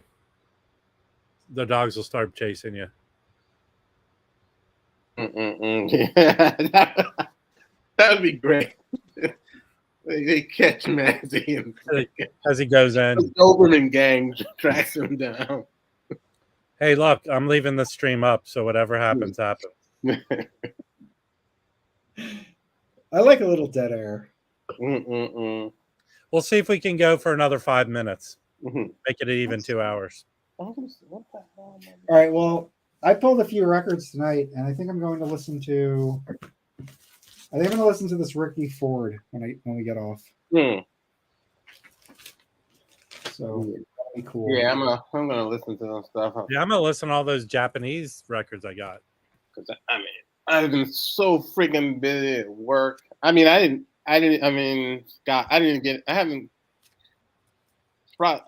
been to bed since probably Sunday night, basically. Really?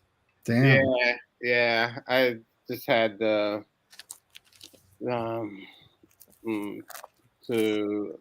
work on a written summation, and it was killing me. I can help you. I'm out of order. You're out of order. Yeah. What else are you supposed to do in the dressing room at Burdorf Goodman's? Oh gosh. Oh god. I got off after 3 hours of jury duty because there was no trials this week. They either settled them. I know they either settled them or they continued them. Apparently, Seattle's such a civilized city. Maggie, you're supposed to it depends say. who you ask. I think half the people in your peanut gallery won't agree, but it was really good. We got free coffee. It was cushy. Free coffee. You're not getting out of jury duty here. I'll tell you that much. I got a 10-minute, 15-minute video on unconscious bias, so to make sure I'm not a biased juror. You're supposed to say, "I can spot a criminal," just like that. Well, what I was going to say, I was looking forward to jury. I've been a juror twice, once on a 6-week years ago jury. So I was looking forward to it. But I was going to, if I wanted to get off it, if they asked me, I'd say, well, you arrested that person. If you arrested him, he must be guilty. No, the 5 things you should always say. You can spot a criminal just like that. Hey, Your Honor, I think I'm sexually attracted to the defendant. That always works. There's a funny 30. I wanted to be a juror in the MoFi trial. There's no trial. They're gonna settle. Yeah. Those things are never there's trial, and the trial's probably boring. Yeah, you'd have trouble staying awake. It won't go to trial. They're gonna some kind of settlement. Your Honor, do I smell bacon? Well, Your Honor, were you in her? I know MoFi had terrible PR during that time. Absolutely. They still have terrible PR. But I will say, if you look at what they were repressing and reissuing, they went back and they did Miles. They went back and did that double 45 of Jeff Beck, Truth. They put some of the Bob Dylan out. Like, I feel like it really made them think about what they were putting out and just wanted to get maybe better stuff out than they maybe would have selected. Jefferson Airplane, yeah. Touristic Pillow came out again. Yeah, I think it's a soft. I mean, we talk about. I think they announced too many MoFi one steps with all those every Eagles or whatever. Whether you like the Eagles or not, the originals sound good. And do you need everyone? Pick one. Pick Hotel California or whatever. But also, I think Chad's like fucked a little. I don't know about fucked. That's a heavy word. But doing 15,000, 20,000 plus Steely Dan, I think he's going to be holding that up for a long time. Those records aren't going to sell out anytime soon. I mean they're great records. Are they still in stock? Or those? Yeah. Well, there's only 2 have been released. He changed the order, so they're not in chronological. So Steely Dan and was it Roll Scam? I forgot which ones. I mean, Asia is coming out like September. So he switched the order because that's Christmas time. So Asia will probably be the most popular one, but I think he has 30,000 or 35,000 of Asia or something. He's going to be sitting on those for a hell of a long time. Yeah. Yeah, I mean, I'm happy with my OGs. And I find those records all the time. It's not hard to find the originals. Yeah, but I know. Yeah, but you could say that about any of these reissues and some. I mean, I know some of the weird jazz stuff now, but yeah, I know. I know you're saying, Rob. You're not wrong. You're not wrong.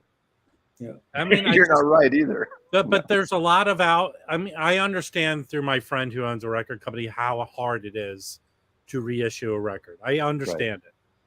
But there's so much that needs to be reissued, you know? Yeah. Yeah. I really wish that Kraft would get somebody full time on their reissue jazz catalog, like a Harley or somebody, because They probably do, but he's I think just not like most of the stuff they do is great, but like Really? they sometimes do some misses too. Yeah. Well, You name know- the list and call them out. Well, the Miles How Relaxing. many of these labels have a face? And They then- don't have a face. They did the Miles Relaxing. Okay, so all right, so here's 2 data points for you. They did the Lush Life one step crafted the small batch. Small That batch. sold out within like 12 hours or something like that. Okay.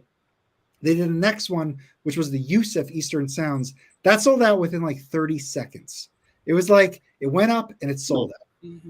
And then the next one he did was Miles, and that I'm pretty sure is Still still in stock. It's still available. There was something was disconnected. It wasn't the number of pressings. It was the selection of titles.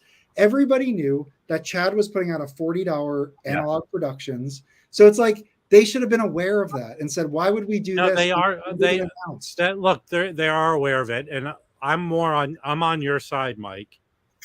But they have reasons. They could be really lame reasons. They could have lots of different things. I honestly believe that they probably have a team to say, look, MoFi's doing these things. Other people are doing these things. We should do it. And they probably had a group of people that didn't know what they were doing. And with regards, I still think we're in a place where here's the problem. They had the OJC available for $15 of the Yusuf Lateef still when they made that short small batch. And it's Announcement. coming out as an OJC now, like a new OJC. No, I understand it, but even when they announced the small batch, I went and bought a sealed OJC, which sounded great for $15. Mike, don't you think this is an analogy? And this goes back to I'm going to compare Apple and Microsoft and Sony, for instance, right? When you used to go still in an Apple store, Apple had 3 or 4 computers lines. And it had a name. Remember when you used to get you go into a Good Guys or Best Buy or whoever, Sam Goodies, and you'd or whatever, and you buy a TV. It'd be the HRVR 726-726XBR Sony television, and then there's the XBR, and different stores had different ones. It was so friggin' confusing. And what's nice about Tone Poet and Classic, you have these lines, and that's it. All these other quote labels have these weird sub things, and I mean, maybe OJC is probably a smart thing for Kraft, and then they do other things that are not OJCs, and they do you need to kind of focus in so people realize what's coming out. And most labels do it very confusingly, I think. Well, that was another criticism that I think I didn't have at first. Sorry to jump in, Rob, but just the fact that this new reissue series is called OJC when it's $40, which is weird because the OJC, the whole point of that was that it was a budget line. Let's step back for a second because I deal with this all the time. Think of the demographic that is buying vinyl, the main demographic. It's probably 70% male, maybe more. They are probably, they're probably, I'm going to go 30 plus. So think about the 30-year-old, and if you're just getting into the hobby, you don't know what OJCs are. It's very easy in marketing to take something and change it. So if these OJCs are successful within a year or two, they will be a standard like the Blue Note Classics or the Tone Poets. People won't think of OJCs as a budget line. They'll Yeah, but just that's a think, problem, Rob. Is that they'll no, understand it's a problem what for we think. you. It's a problem No, for you. no, it's not a problem for me because I know exactly what this is and how it differentiates against Yeah, the early ones. but But a new collector who gets this OJC is going to say, "Hey, there's this 1992 OJC," and it's not the same thing. Yeah, but then they'll educate themselves on it. All Yeah, I'm saying, after they buy but- it and you know but think that they're getting something that they're not. Here's an area. I promise you, the way the music industry markets itself is totally based on sales. They don't sit there and build the perfect demographic for their records. They just know this sells. If we make this, then we do this. They don't spend a lot of time in deep market research and collecting data in that regard, qualitative. They're not doing focus groups about what people think about the new OJC line, because maybe they would learn the point you're making. They don't do that stuff. Curation. But what they Curation's do know, important. Yeah. yeah, but what they do know is if they take a brand and market it properly, that will be the message they're sending.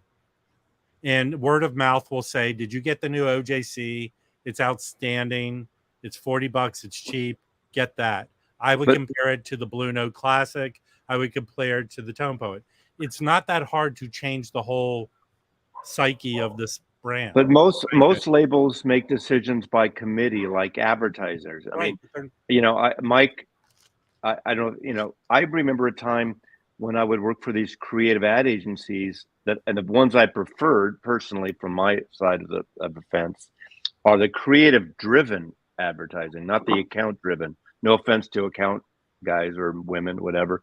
You know, the Goodbees, the Fallon McElligots, the Wyden and Kennedys. I mean, they're, you know, a handful, opposed to the ones that were like, you know, J. Walter Thompson, that are more account driven. Ogilvy maybe is in between, whatever. And a lot of these labels have a committee of things. And what we get, good or bad, from a Tone Poet, we get, you know, Joe Harley's vision. He makes the decision. I'm sure if he brings something to John's not going to say no to Joe Harley, because he gets what he's doing. And, you know, maybe some sell better than others, but it doesn't matter to him. And it's his decision to not do the hits where they're going to do the classic hits, which I'm sure is fine at Don was, because they're going to sell those anyway as classics. But a lot of these, there's a lot of committees in the record business, like with any brand, making a decision what to put out. Sometimes it gets watered down. I totally get it. I'm not, when I step back and look at it, I'm not surprised that there's not like a jazz reissue guy at Kraft. Like, to me, there is a looking guy at bigger catalogs. Probably. No, there is someone whose job it is to manage and know what they have, but they're not. It's all internal, like Mazzy says. They're not relying on people's feelings, their thoughts. I'd be very surprised. Like the smaller label. Okay, here's a perfect example. Kraft does send out things to people like Mazzy. Didn't you get a Kraft thing? You got the Watts. I got the Watts stack box. They reached out to me, and I got the Bebop 10-inch box, which I'm listening to now. And I don't want you to reveal your source, but it'd be interesting to find out that the person that sent it to you was just in charge of managing this one brand. Well, I'm on there. I get their emails. Like you all get yesterday we got the OJC. I get the press kit emails that have copies of the press kit, have copies of high res files of covers. So I get the press kit emails, and I suppose if there's something, I mean, I don't know this for a fact. Well, I don't know I bet you I could say, hey, I want these OJCs when they come out, and they probably would send them to me. Yeah, but here's what the point I'm trying to get to. The person who is in charge and says Mazzy would be a good person to send this to, I think might be separate from someone who's in charge of managing maybe the jazz line or whatever. Sure. I do want to just mention that, like, I appreciate what Kraft is doing, and I prefer them do anything than nothing, of course. So I'm like splitting hairs. Like the decision to do the Miles Davis one step, you know, that's cool that they put that out. The idea that they're rebranding this OJC modern thing, that's cool that they're doing it, but it's just weird they called it OJC. And like I feel like there's other examples like You're right, and I don't think anybody up here is saying you're wrong. But No, I'm also, not.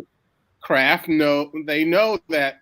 Okay, Oh, man, whatever. You're gonna buy it anyway. You're gonna buy Oh, it here's anyway. another example. It's like I didn't get the Chet Baker mono for Record Store Day because they just put the fucking stereo out, and it's like, like it's cool. Like whoever got that, I'm sure it's great. But like, Yeah, they he's just put talking it down to out. us now. Hey, Well, I'm just saying, do I need a mono? but Like, hold why don't on, you Mike. put something that hasn't been Hold on. pressed? You're being a little bit of a hypocrite because Why? you have the mono of the Frank Sinatra, and do you have the stereo? I have a modern reissue of it instead. Okay, so how come that's okay, but now you're upset about the Chet Baker? Because but it wasn't like I just got it. But there's Look, I'm just saying that there's a proven thing. All I'm saying is this: I didn't line up. If they put out a mono copy of some Riverside record that I can grab just randomly here, this one, Aesthetics by George Russell, I would have lined up for it. But they already put out Chet. Like, why are they putting it out? Okay, here's the there's Chet Baker. Chet Baker is will line up for a mono of Chet than a mono of George. People don't know who Everybody Russell. already has the stereo of it. It just came out. I just got it a year ago. You know what? Weird. I think you'd be better off walking out Times Square screaming. But the thing is, what I'm saying is, it's great that they put that mono out. Like, I like that they're doing it, but it's just like sometimes they make these decisions. But let's step back. Hold on, Mike. I have an example to give you. Hold on. I have an example. Decisions. I have an example to give you. They have two other great selling. They did it already. They did the Quiet Kenny mono, sold out. They did the Art Pepper, which they overproduced, I'm almost positive, over the initial number they said they were going to do for Record Store Day. Sold out. Then they reissued them in stereo, and I'm sure they're selling fine. So they already have examples. You don't have to fret over. You're making my point for me. That was another, first of all, the Kenny Dorm one and that one was not Kraft. That was Analog Production. So if Chad wants to do it himself, then that's, But I can tell you, I have both. What I'm saying is Kraft decided to put a stereo out, then a mono out just a year later. And it's I have both. They're different listening experiences. And it's not even like it was recorded separately. He's angry, isn't he? Well, it's not like it was recorded separately, mono and stereo. It's a fold down, isn't it? No, not that I know of. Van Gelder, he did both. Anyway. Whatever. I'm happy. Listen, I'm afraid he might hurt somebody. Well, it's just like sometimes I hear stuff that Kraft's doing, and I just immediately get disappointed. I'm just like, oh, but how can you be? But how can you be disappointed when you don't have to buy it? I don't buy it. Yeah, but it's sold out. But I want to buy. I want them to do anything else that they haven't reissued already. To me, it's just like who are we catering to with a mono? Like, it's like we already when in doubt, just go to Josh. It's weird. Josh and Bobby.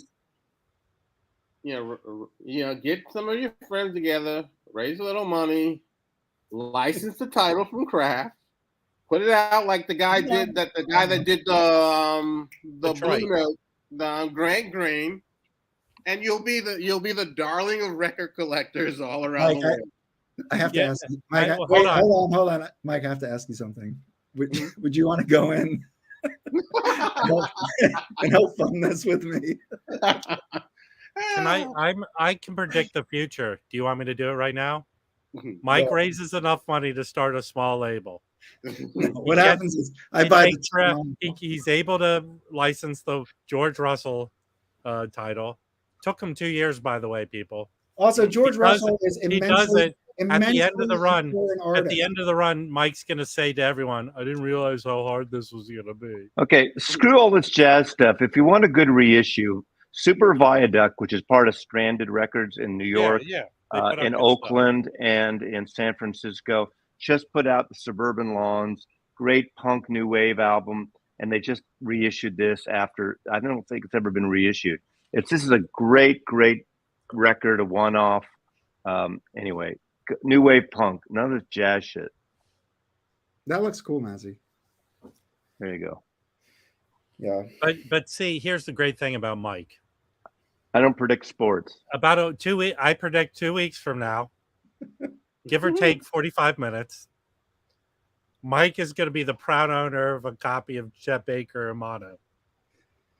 Well, you mentioned something interesting, like how record, like Kraft put out the mono Quiet Kenny, and then that's part of the 50 Chad things, and Chad wanted to reissue those. So I feel like that one, I was like, okay, I understand. Well, they were in control of that. Chad wanted to reissue them. He made a deal with them, so he could. They knew it was coming out. But the other weird thing is that Chad made a deal to put the stereo of the Art Pepper Meets a Rhythm section out, and then like a few months before he was hired. He was hired. Here's the thing to understand: those Verve acoustic sounds, he was hired to put them out under his supervision. Okay, it wasn't his choice to put those out. I maybe he was in the conversations, but they hired him and his company to make those.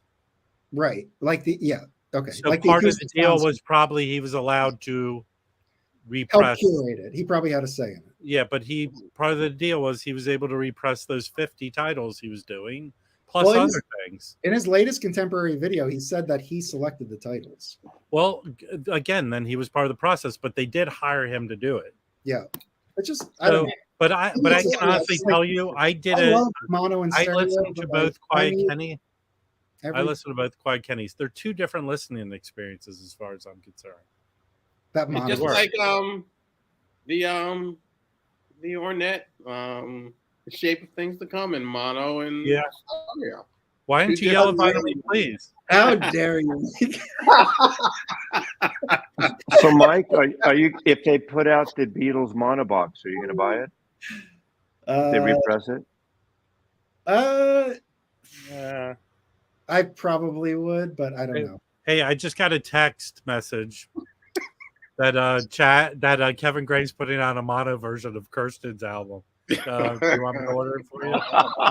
I would buy that. That's funny. No, your passion is respectable. Well, I'm just saying that. But I think sometimes I feel like they make a little. I didn't realize Mike and Wax hate each other so much. Oh, we fight off screen. We fight even more. Mm-hmm.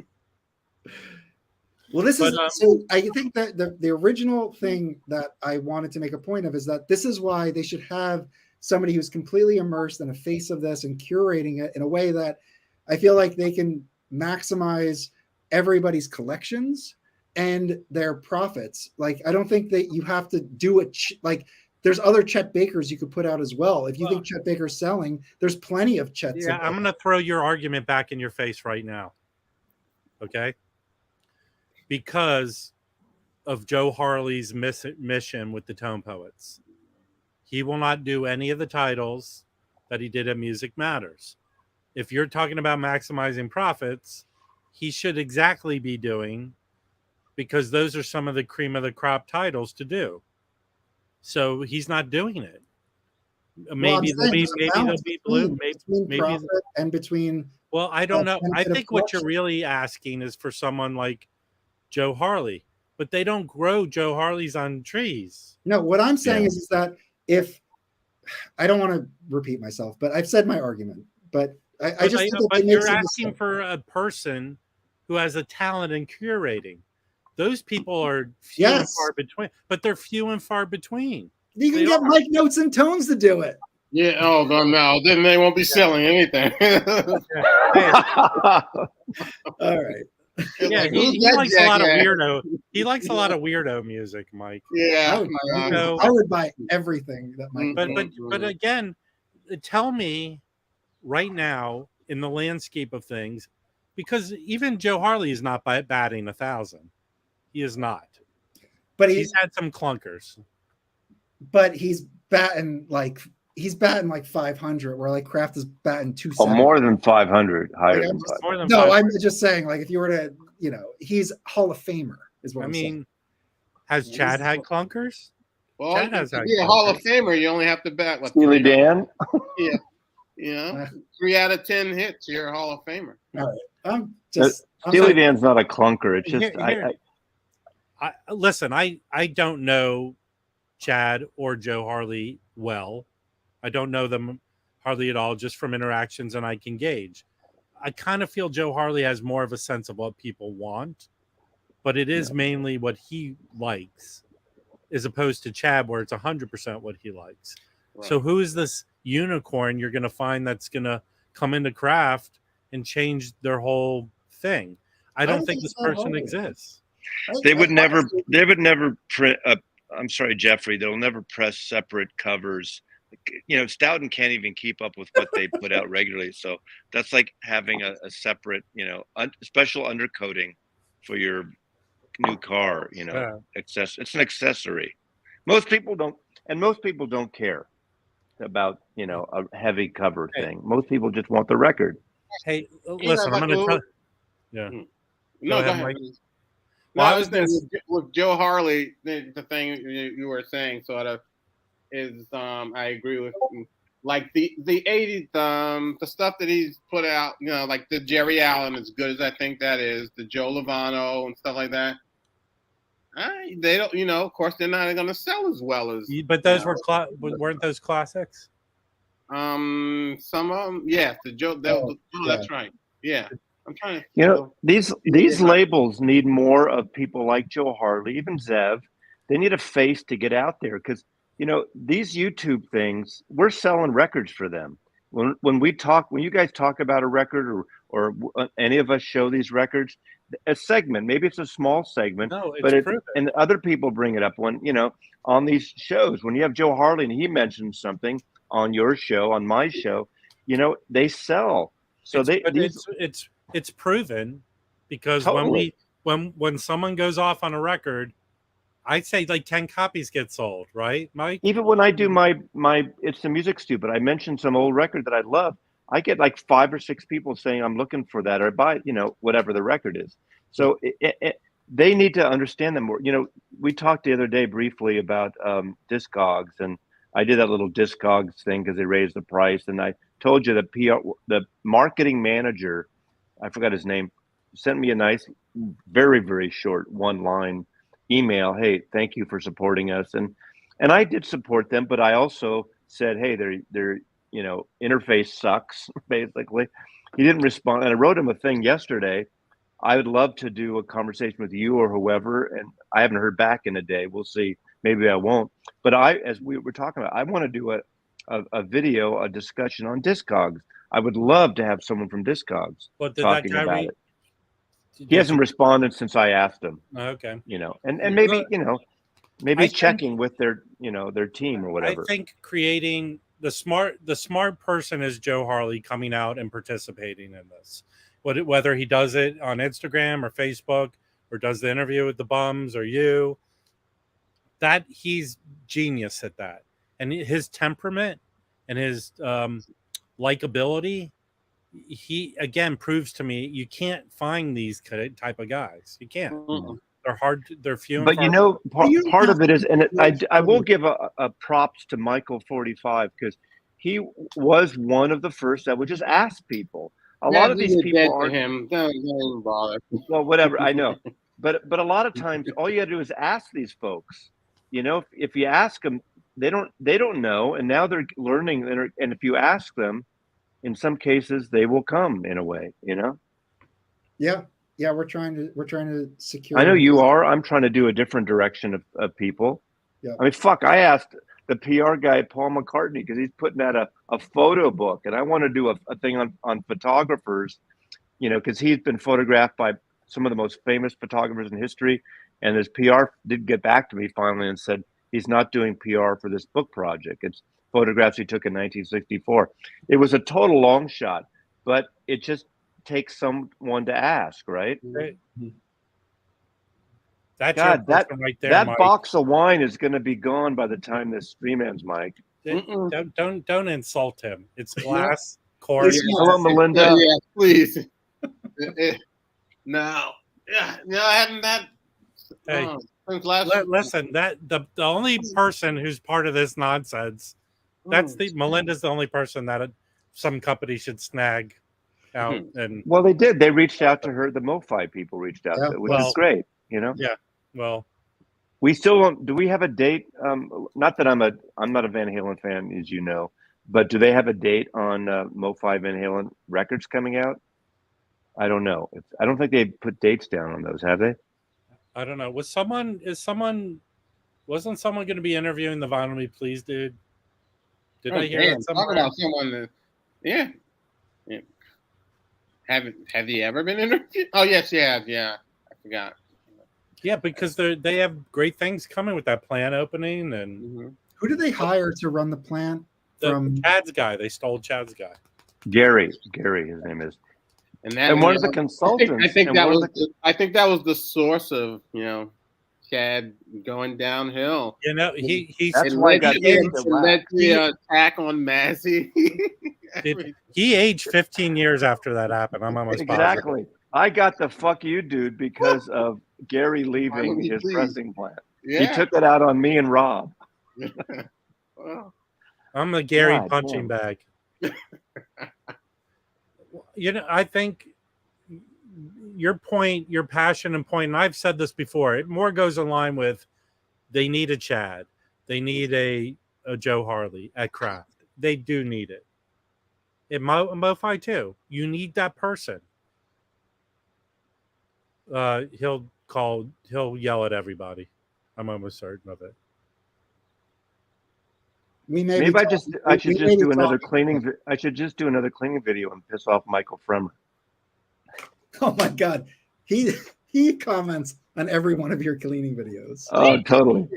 That last one, look. I mean, the first one, if he really felt like the public health was at risk, okay, comment or whatever. Well, when that happened, he was just like arguing like what you were comparing. It was just like, come on, man. Well, yeah. You shouldn't. Those machines are nothing alike. Well, that's the point. One's $400, one's $4,000. That's the point of the comparison, right?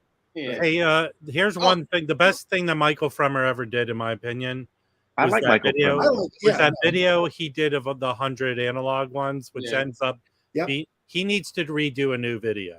I bought a bunch of records from those videos. I really like Michael Fremer, and I know I get his shtick, and because I like to do shtick. And I think I don't think he's obsessed with me, but I think because he needs to like, all right, everything isn't a fight. He needs to chill out, right? Like I guess there was something online. He's like attacking the New York Times Wired column. Dude, why? Why even bother with that?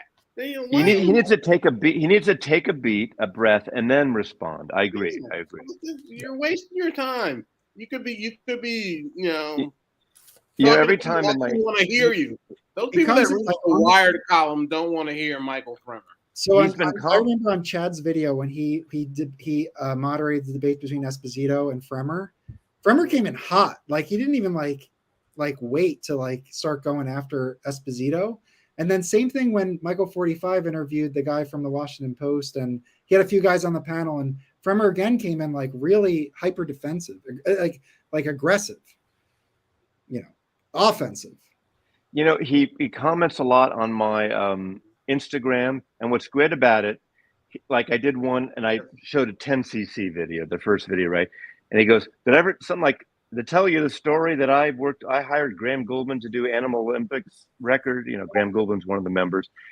And I think I commented, I've heard that story many times. I mean, he told it, but the thing is, I'm not putting him down because I tell the same shit over and over again. And then he did one of, I think I showed a Richard Lloyd from that great guitar record I got a promo of recently. He was in Television, the punk band Television. Yeah. And he goes, I did some commercials for the or I forgot what he said about CBGBs. And so now I'm referring to him as Zelig. And if you know Woody Allen, you know Zelig. Zelig is like the human chameleon that is everywhere. Mm-hmm. So he actually now responds. He goes, and I was here, and he signs it Zelig. So he's my Zelig. I'm his Dizzy. He's my Zelig. Mm-hmm. So he's got, if he breathes back, and if you stand up to him, he's actually quite charming in person. I mean, I've met him now, and he's really a sweet guy. I mean, he definitely loves his his notoriety because he's known, and he did save partially one person that saved vinyl amongst like Chad and people like that. So, And we could, I know he never misses a beat to mention this, but we could thank him for the Beatles mono box. Exactly. And yeah, someone wrote, was it Josh? Yeah. YouTube, he's not as adept with YouTube like a lot of us are. And so all of a sudden, you know, he's putting up with people like, I'm not an audio expert. So for me to do a cleaning video, to me, I showed that in that last video when I was on the road or up the record show, a fucking $200,000 turntable just because I went to a listening session. I don't know anything about it. I'm not showing gear. It sounded fucking great. Would I pay that much? I don't have that much. That as a $500,000 system, it sounded amazing. And it's fun just to listen to it. Like when you go to a movie theater and you have Dolby Surround at some big, you know, Cineplex or whatever, you're not going to have that in your house, but you sure enjoy listening to it. Well, I mean, regardless of whatever happens, we're in a good time. Things are coming out in good versions. You can get them. If you're feeling angry about stuff, Mike, just get your records out and listen to them. I'm coming from a place of love because I'm happy that they're doing anything and paying any attention, but it just, you know, I'm just afraid you'll be in a record store. There'll be a young whippersnapper picking up the wrong record, and you'll go up and scream at them. Yeah. Do you understand? There's a better version of that. Michael is not the screaming type like you are, Wax. Making light of. Well, I'm happy. I'll you know, just to be a hypocrite, I'm happy Zev reissued that Eric Dolphy because I picked it up. Right. Right. And you said you weren't going to get anything. Have you listened to it? Yeah, I listened to on my setup. I listened to disc 1, and then last night Chris on the Twitch stream did the whole thing. I listened to it. Excellent. Yeah, it's great. Yes, yeah. It's some. I love Eric Dolphy. I have most of his stuff. Mm-hmm. Yeah. Well, I think we did a good job. We went for 2.5 hours. We could probably go longer, but I feel like it's Wednesday and everyone run out and not get the record Mazzy is showing. I'm gonna go crank this now. I've had enough jazz tonight. What are you gonna do with your crank now? Hey, I think we need to get a collection. We need to get a collection together and buy Mike that Chet Baker mono. Crank and Crank 2 are two of the best movies ever made. That movie Crank. Well, yes. But those guys ran out of steam. What guys? That made the movies Crank. They broke up too. Sorry, Melinda. You know, you have to eat dinner earlier and come by and watch us earlier. Yeah, rewind it and listen to my rant. Yeah. Next time, come up on screen, Melinda, please. I'm going to listen to this first. We were talking about how Valerie Bertinelli and Eddie, what's his name? Eddie Van Halen look too much alike to be in a relationship. Yeah. Actually, Mazzy was just saying he wants to be the Schneider to Valerie. Yeah. All right. Thank you, Rob. You know, if I hear from Rachel that she can't do it because of the internet and it's not Ian, I'll sign out at 6 a.m. if anyone's around. She sent a message to me, so I'll be ready. It's, you know, I have to get pretty in the morning, believe it or not. So we'll see. I wake up and I'm pretty right off the top. So, you know, I don't have to wash my hair. It's no hair. I'm good. And I just need a double espresso or macchiato or cappuccino, and I'm good. I'll sign off by saying, if you could read my mind. Oh, yeah.